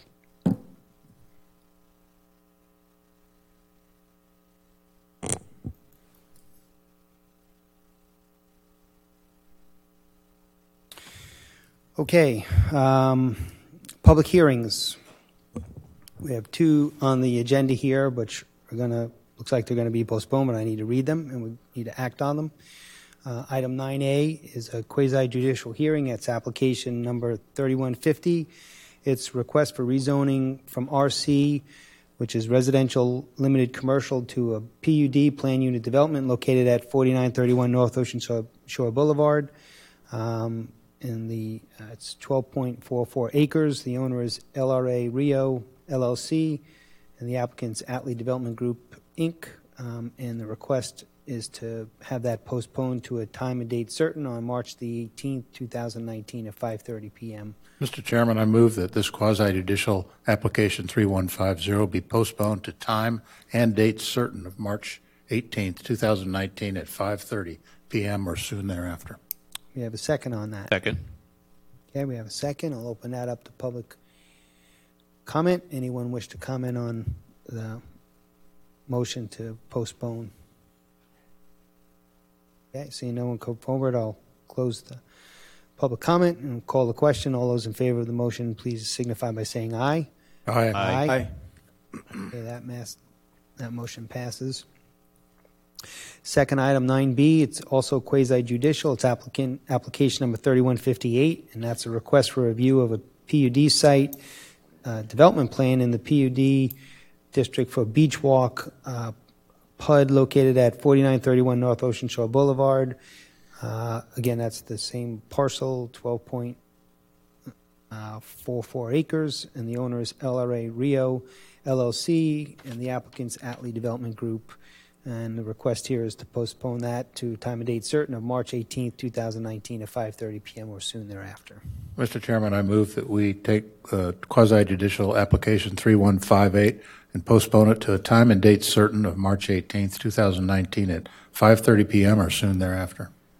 We have a second to that motion. Second. Okay, we have a motion and a second. Open that one up to public discussion, public comment. Seeing no one come forward, I'll close public comment on item 9B and call the question. All those in favor, please signify by saying aye. Aye. Aye. Okay. We'll move on to section 10 of our agenda, which is additional reports and comments. Obviously, we don't have a county administrator report, but I would open it up to someone, any of the staff directors. There's Jared.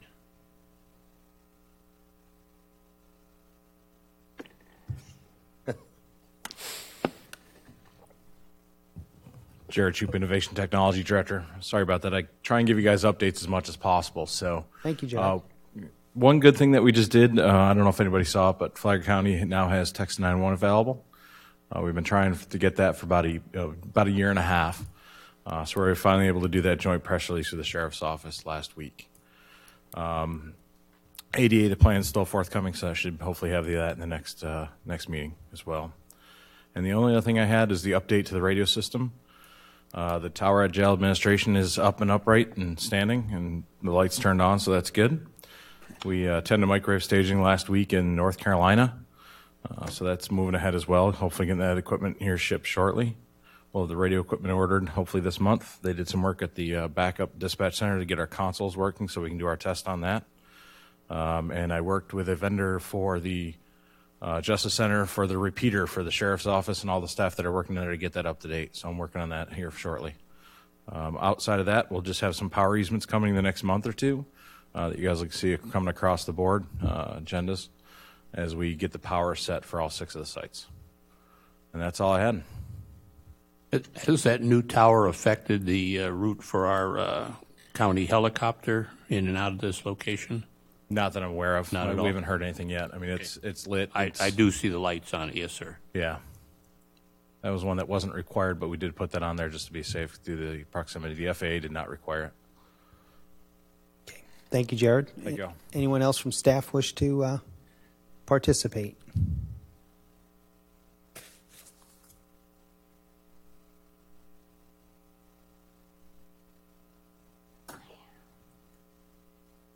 Good evening.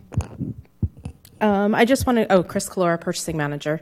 Just wanted to give you guys an update that the RFP was issued for the executive search firm.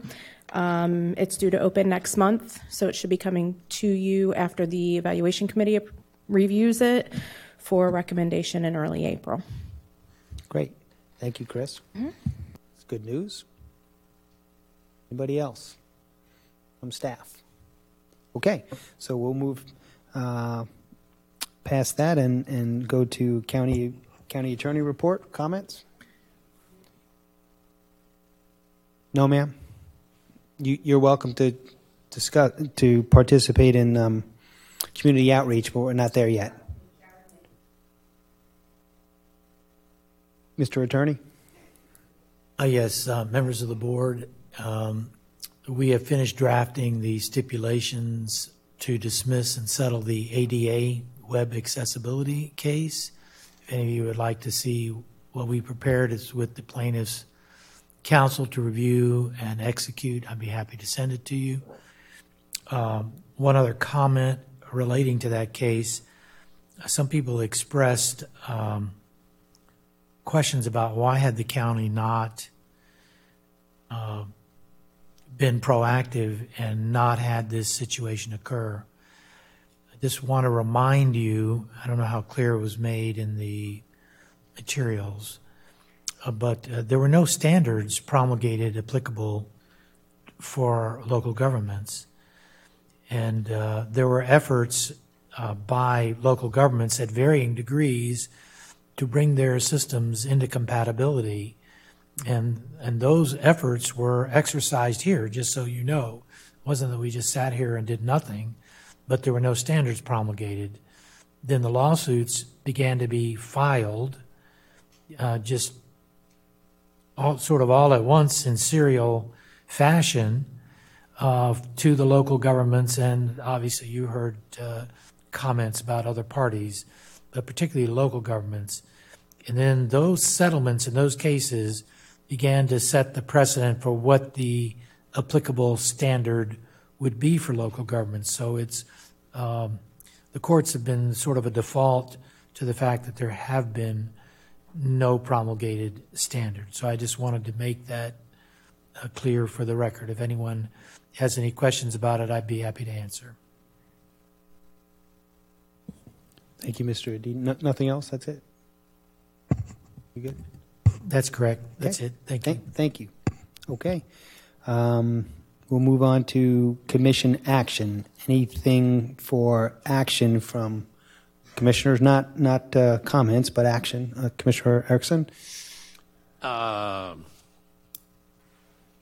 Actually, it involves the George Washington Carver Foundation fundraising event coming up on March 23rd, 2019, which is a Saturday, 6 to 10 p.m., featuring the band Traces of Gold.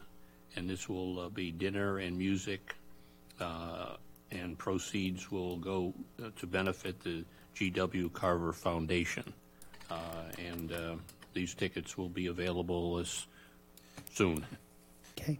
This has been our notorious fundraiser there, where cakes and pies are made, et cetera, and auctioned off, and do directly help the C.W. Carver Community Center. Thank you. Okay. Commissioner Erickson? Excuse me, Commissioner Hanson. I have nothing. Okay. Commissioner Sullivan? Yeah, I do have an action. I would take action to do anything about this. And I'm talking about the Plantation Bay water system. Luckily, our other commissioner, Mr. Mullins, took his tour of the facility and found out that there were some things that had changed down there that were requiring action. And in our last meeting, we have done almost an emergency request for an additional $10 million to help improve the wastewater system there. So I went down and I remember in detail, I had a detailed review of that facility when I first took over as a commissioner back in December of 2016. To my surprise, when I got there, there were things that were sitting ready to be installed in late 2016 that are still sitting there waiting to be installed that would improve the quality of the water there. And there's always reasons for everything, but both on the freshwater side, there are things that can be done to improve things short term while we wait for a longer term solution. But the big action was that the wastewater system is really on its last legs. And we can go back to the whole history of how that system got there, or we paid too much for it, all that kind of thing. But the new information is that there are problems with the main wastewater system, the big green tank. I did go up on top. I took a look at where it was bent and what was going on there. And it's going to take time to do that. And there is a lot of work going on under contract for wastewater removal or wastewater improvements. The problem is there's no contract to replace that tank, and that appears to be the newest problem. So where I'm coming from at this point is, in talking with staff and other people, that I think it's time to kind of look at a couple of things. Number one, we have to fix the wastewater treatment system. I think that's the highest priority now, because that's a point of failure. If it fails, I don't know what the solution is. You won't be able to flush your toilet. But it's something that normal people don't ever think about. You figure you're going to be able to flush your toilet. So then we have the potable water, the drinking water, and what to do with that. And there's I think there is information out where we're getting ready to approve some kind of contract for that. My feeling is that we should put the focus on wastewater treatment plant, get that fixed first, and then look at other options for the potable water system. There were some options that came up in the past. There's everything from maybe not doing a reverse osmosis system. I'm not an engineer, but I've been around a long time, as you can tell by looking at me. And the other option that hasn't been discussed in the past for a variety of reasons is why not just bring the water in from Bunnell or Palm Coast and forget about trying to fix a bunch of wells that don't work very well. They'll have to be changed. And to come up with new wells, I've been told they're going to have to be out on the west side of Route 1, which involves new wells, new piping.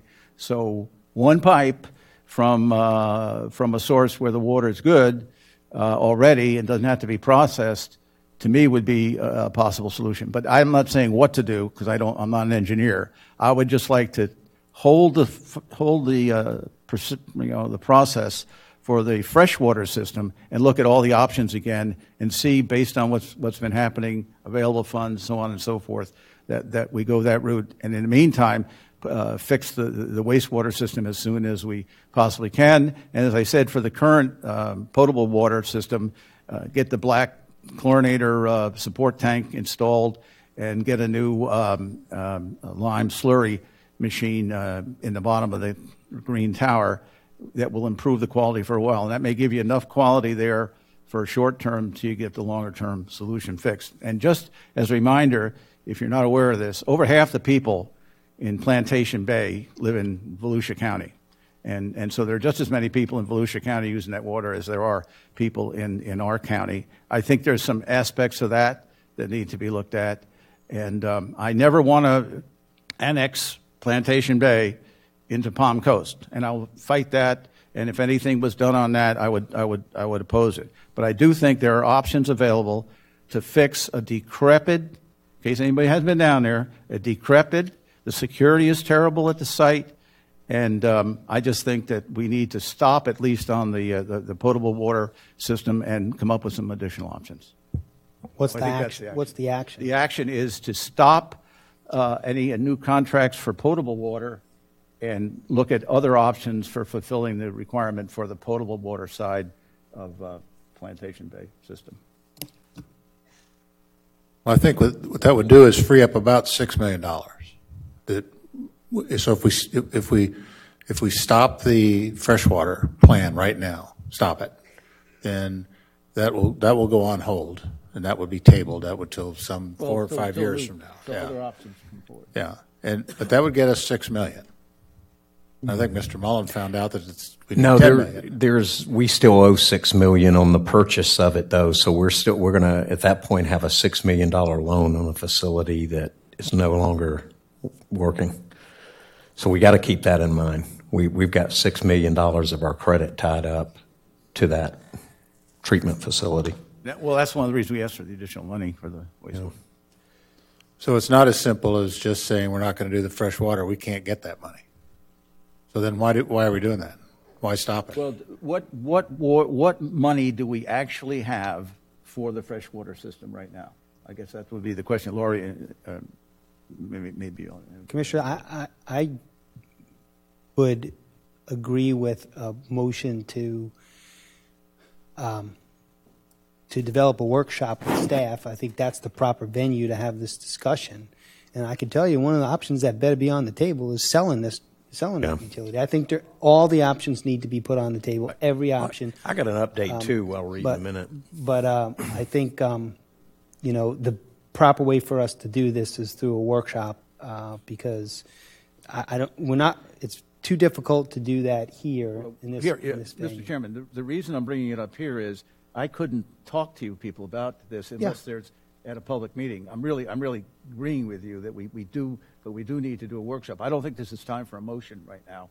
I'm just saying let's take a look at what our options are now based on recent developments. Okay. Did you want to say something, Lori? I guess I just wanted to get clarification then, because on March 4th, we were bringing forward the bid award for the water improvement. And as well that's as the really what loan. I'm after. I want that. I would like to see us do a little more research before we come forward with that. Thank you. Okay. Do we have a consensus to direct staff to develop a workshop on this? Yes. Yes, sir. Yes. Okay. Yeah. So I think that's what we need to do. So we'll be discussing that. Okay. Any action items? I have no action. Okay. And I don't either. So we'll move on to community outreach. And again, this is a 30-minute time period which has been allocated for public comment for items not on the agenda, and each speaker will be allowed up to 3 minutes to address the commission, and speakers should approach the podium, identify themselves, and direct comments to the chair. Jane Gentile, first of all, please set a date for the workshop. This has been going on and on and on. I totally agree with Commissioner Sullivan. I'm very grateful to Commissioner Sullivan and very much to my Commissioner Mullins and also to Charlie Erickson. If the potable water, there is that tank there. Our water, according to water experts, does meet EPA, and we all can get filters in our homes. The wastewater will totally destroy all of Plantation Bay. The tax revenue will go down. But there's something that also needs to be addressed. This annexation would be the best thing for everybody, while we are investigating. We do need workshops, we do need water, but I'm going to start the annexation procedure with the people who live in Volusia County because we need that money. Separate and apart from the water, it's disgraceful that we're supporting the people in Volusia County, and Volusia County sits there and does nothing. Secondly, until we have this wastewater situation resolved, I am sick and tired of getting notices from ICI, play for a weekend, stay for life.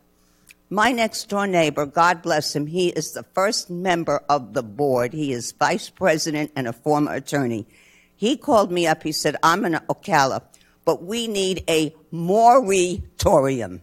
A moratorium. No more building, no more 500 vacant lots that are platted.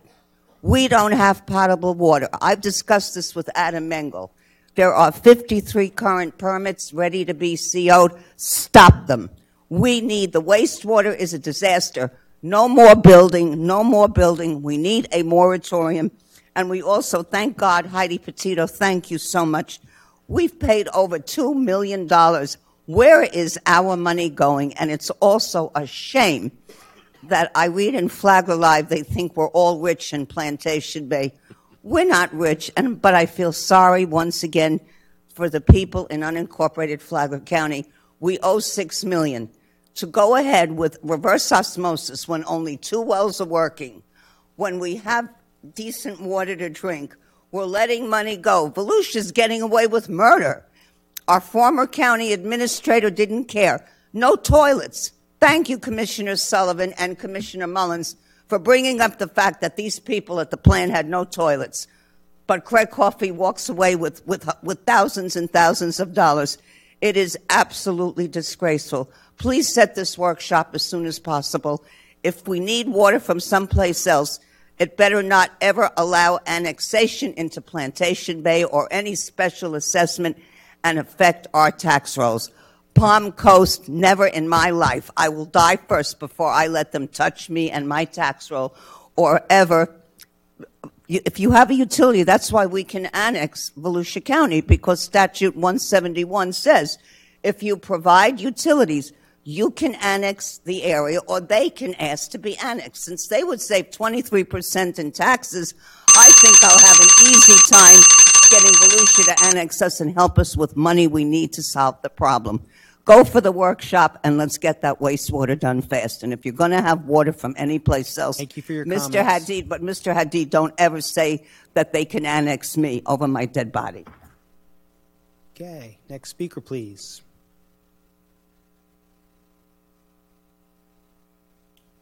Again, excuse me. George Mayo, Palm Coast.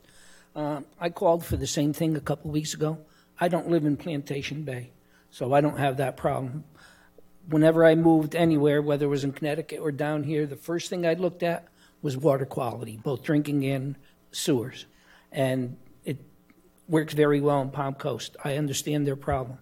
But as a taxpayer in Flagler County, as Mr. Sullivan says, there's possible imminent collapse of the wastewater system. That's going to cost me money because I'm a taxpayer here in Flagler. I would say, it's like filling up a balloon and you know it's going to burst.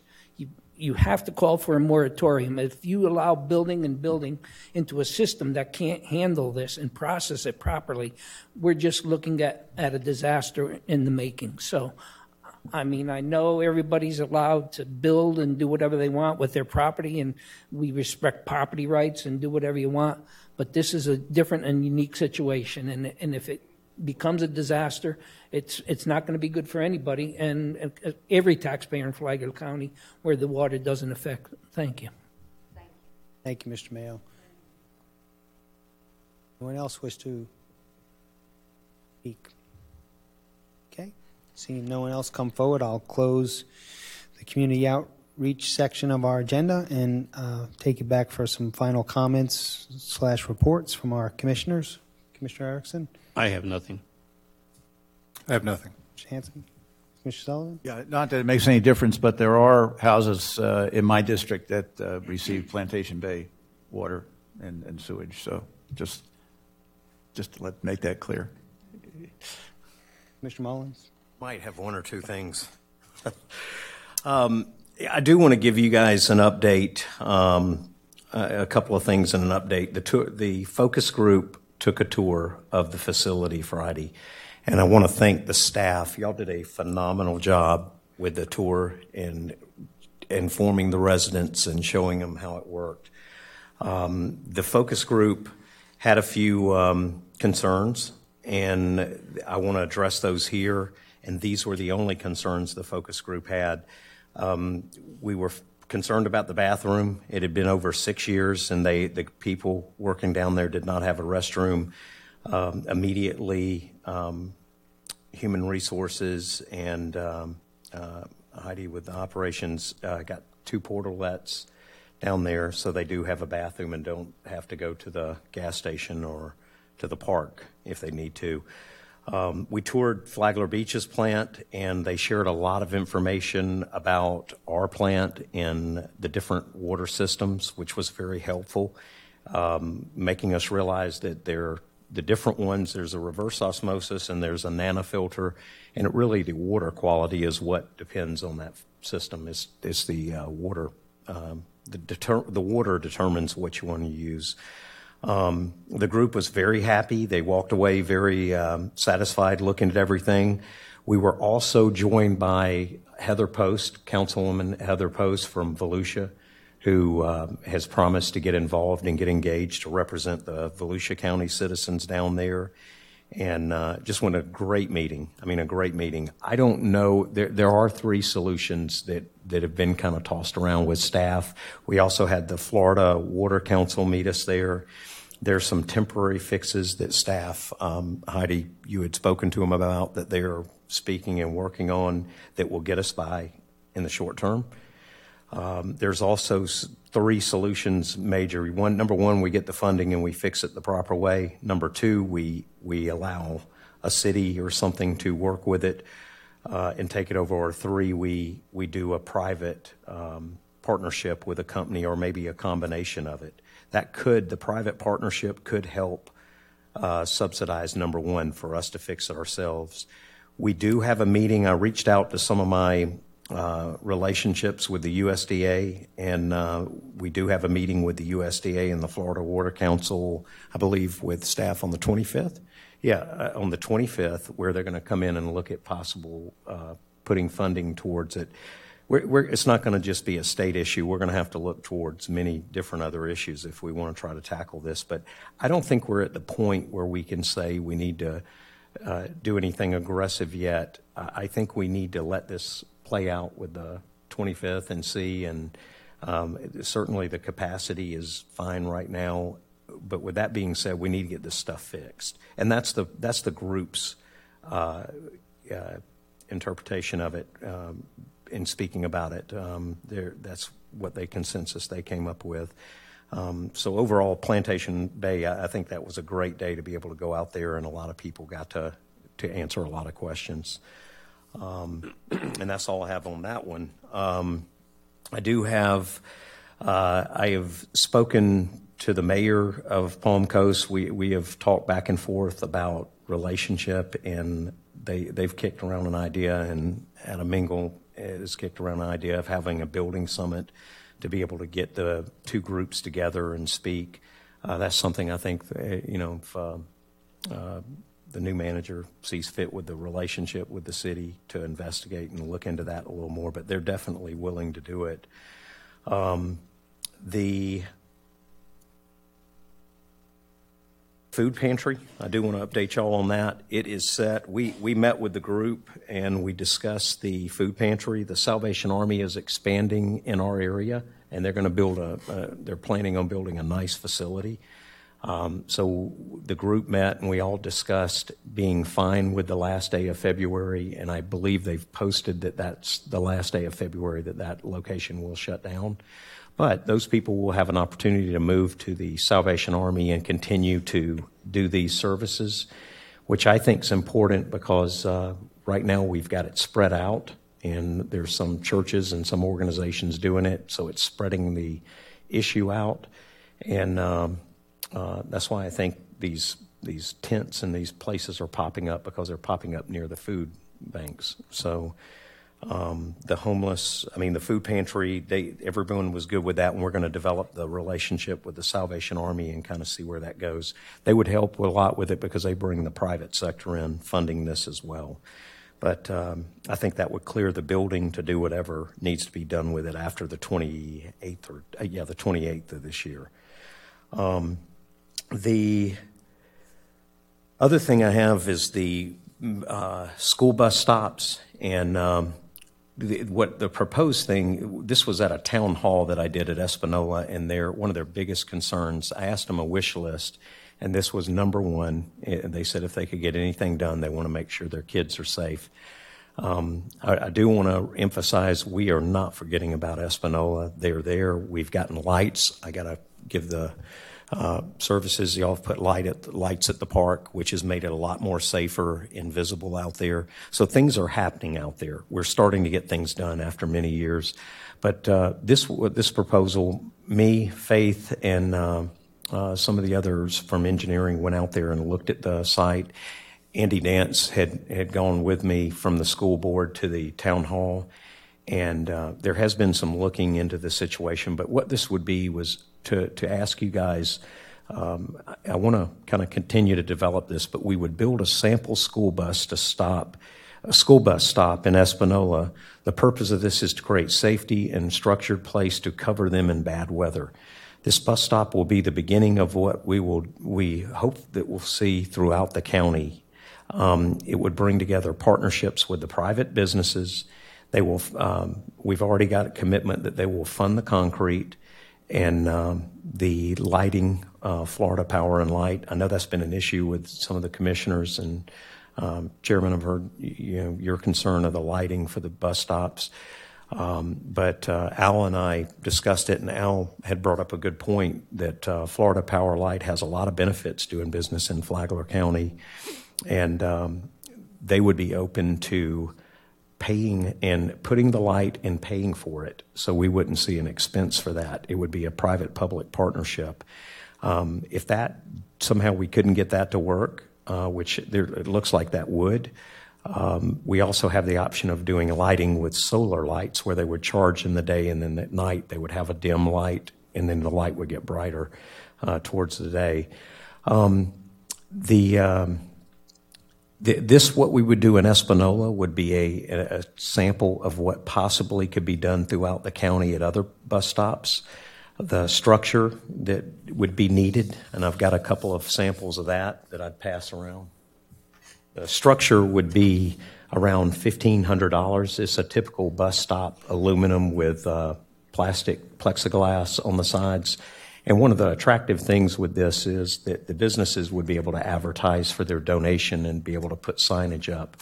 So this would be a very good project for the kids at low to no cost at all.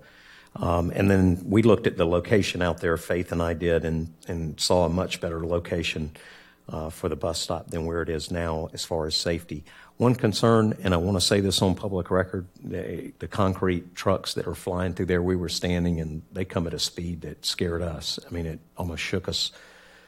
It was coming by. So we need to be observant out there. There's a lot of speeding. Probably need to get the sheriff's department engaged to look at that.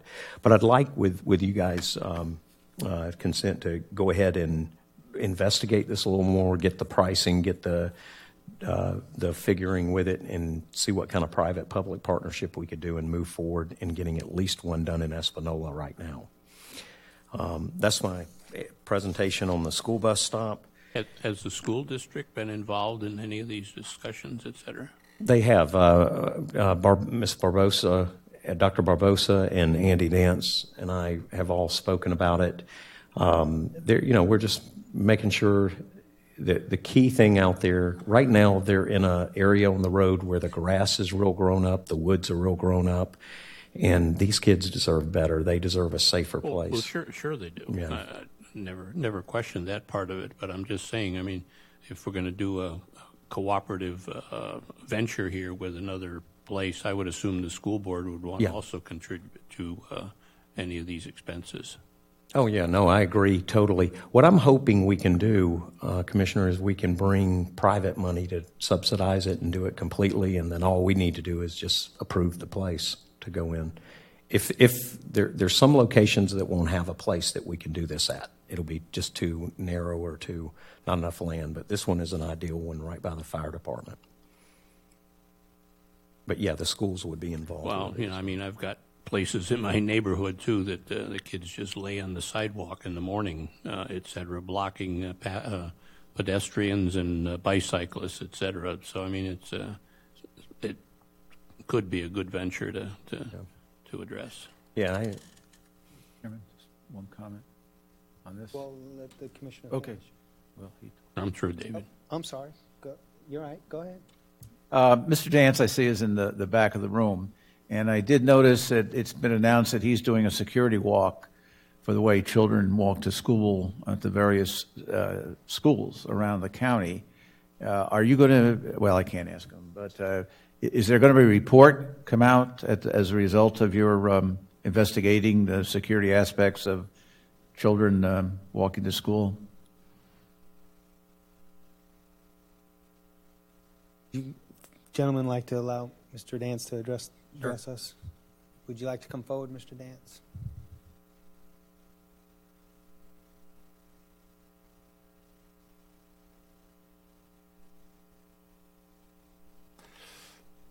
Chairman, Commissioners. Your name, please, sir. Andy Dance. Thank you. There really just had been ongoing negotiations with Commissioner Mullins and staff. We've brought in our transportation experts to look at the stop. So it's just been a work in progress for Espanola at this point to see what the best possible solution could be. It's a little bit different than what the paper had reported on some of the work that I was doing within the city limits of Palm Coast.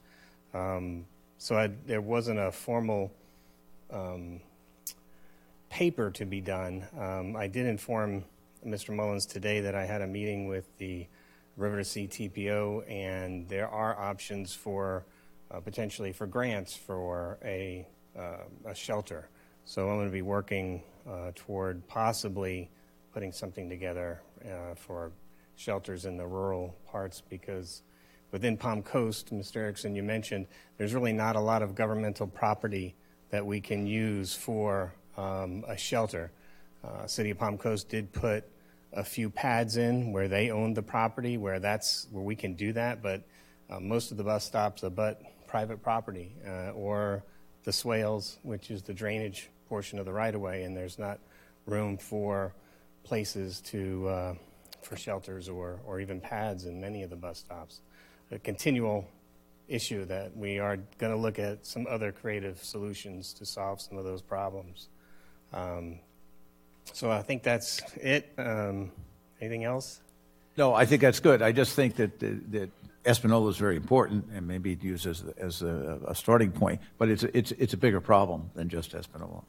That would be my point. Yes, and there has been good cooperation amongst our transportation department, the bus department, our security people looking at it, safety specialists, and we'll continue to work with your staff and our staff together, and I look forward to working with the new administrator as well. Thank you. Yeah, everybody's been very cooperative working on it, and they all share the same goal. I think some of the biggest issues has been where do we put it, and then the money. And that's why Espanola is kind of a great test market to say, hey, if we can do this with the private sector and build one of these, then maybe let's look at all the stops and see where it's feasible, get a cost, and either do it through grant or private money to be able to do that. Anything else, Commissioner? I do. I have one other thing. I'm not sure if you guys are aware. We don't get to speak, but I have been appointed to the Telecom and Telecommunications in Washington for the for the National Association of Counties. It's something very close to me, meaning of fiber. Something I've worked with in the past, but I leave, I'll miss the next commission meeting. I leave on the 2nd, and I'll be gone till about the 6th, 7th on it.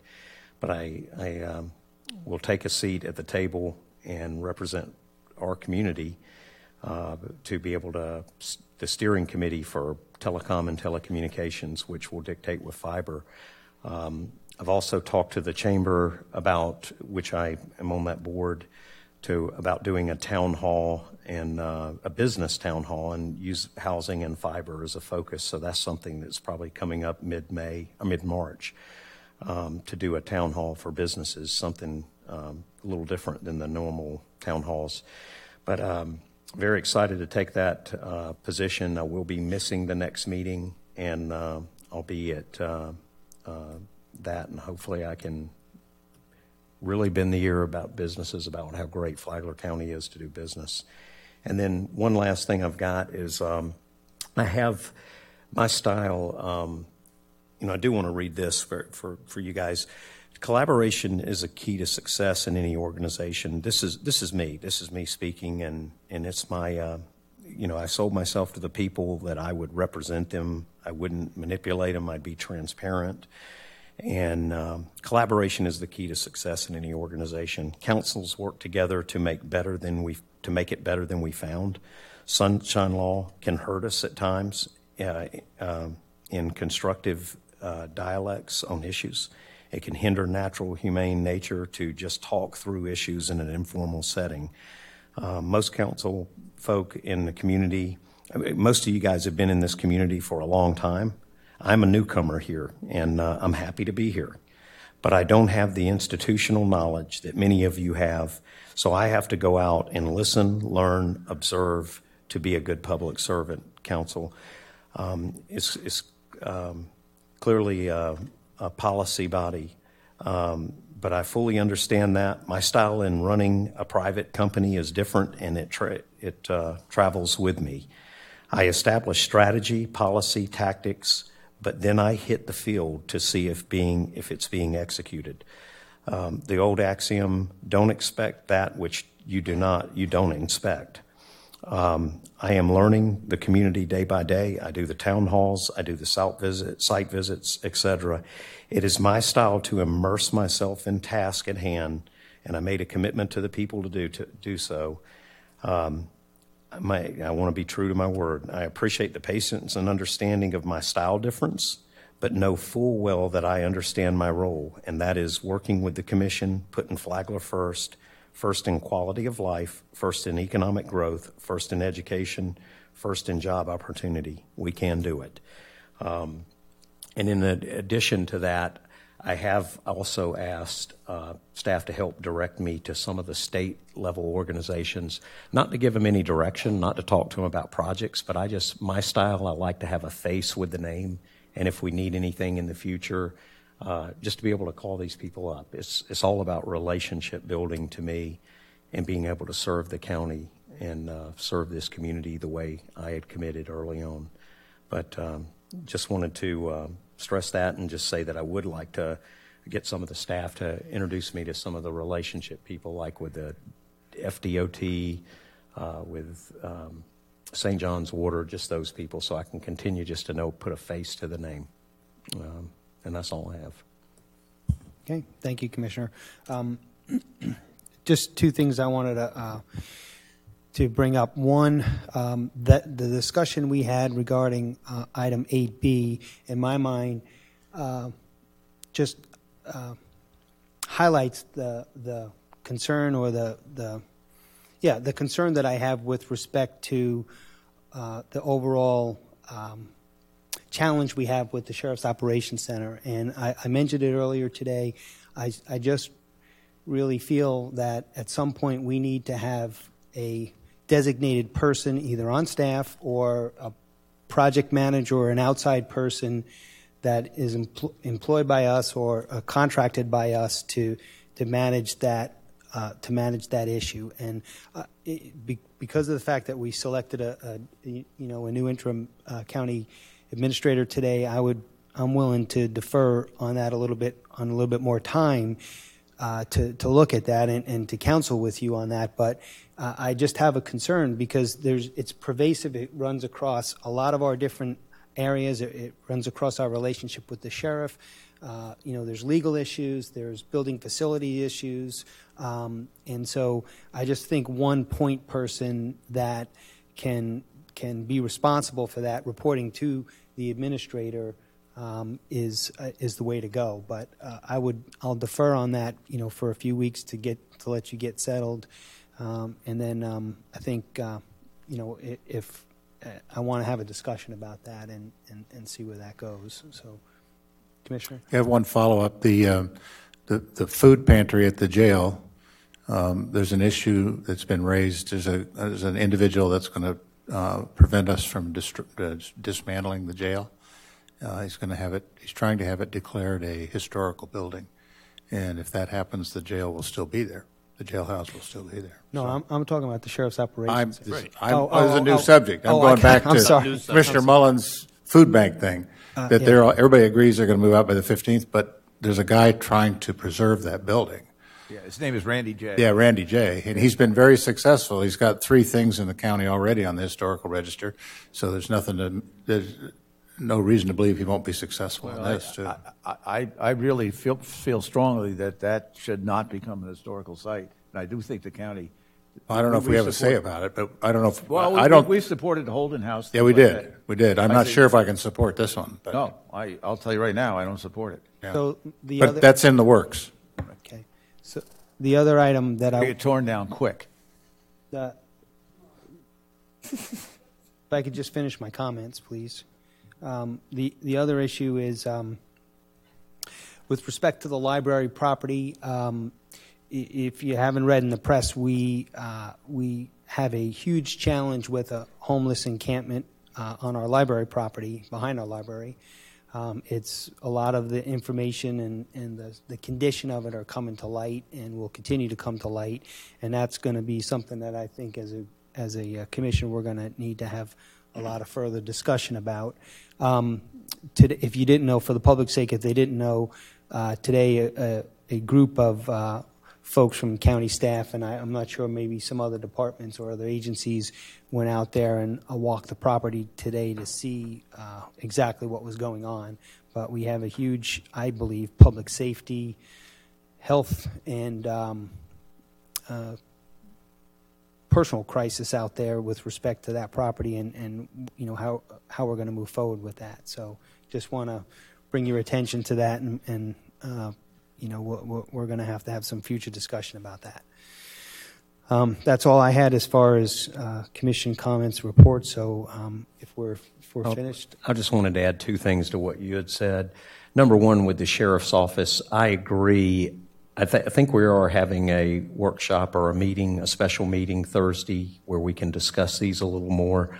I just don't, with the last meetings I had with the sheriff's office and everyone there and the former administrator, there just wasn't a lot of clear-cut decisions about which way to go. So I think if we hurry some evidence thing, we got a lot of issues that we've hurried on us, and that was why I said we need to kind of wait on that and talk at least Thursday, and we can address it. Also would like probably have the sheriff here to talk about, and our new county administrator be able to discuss and look at the solutions.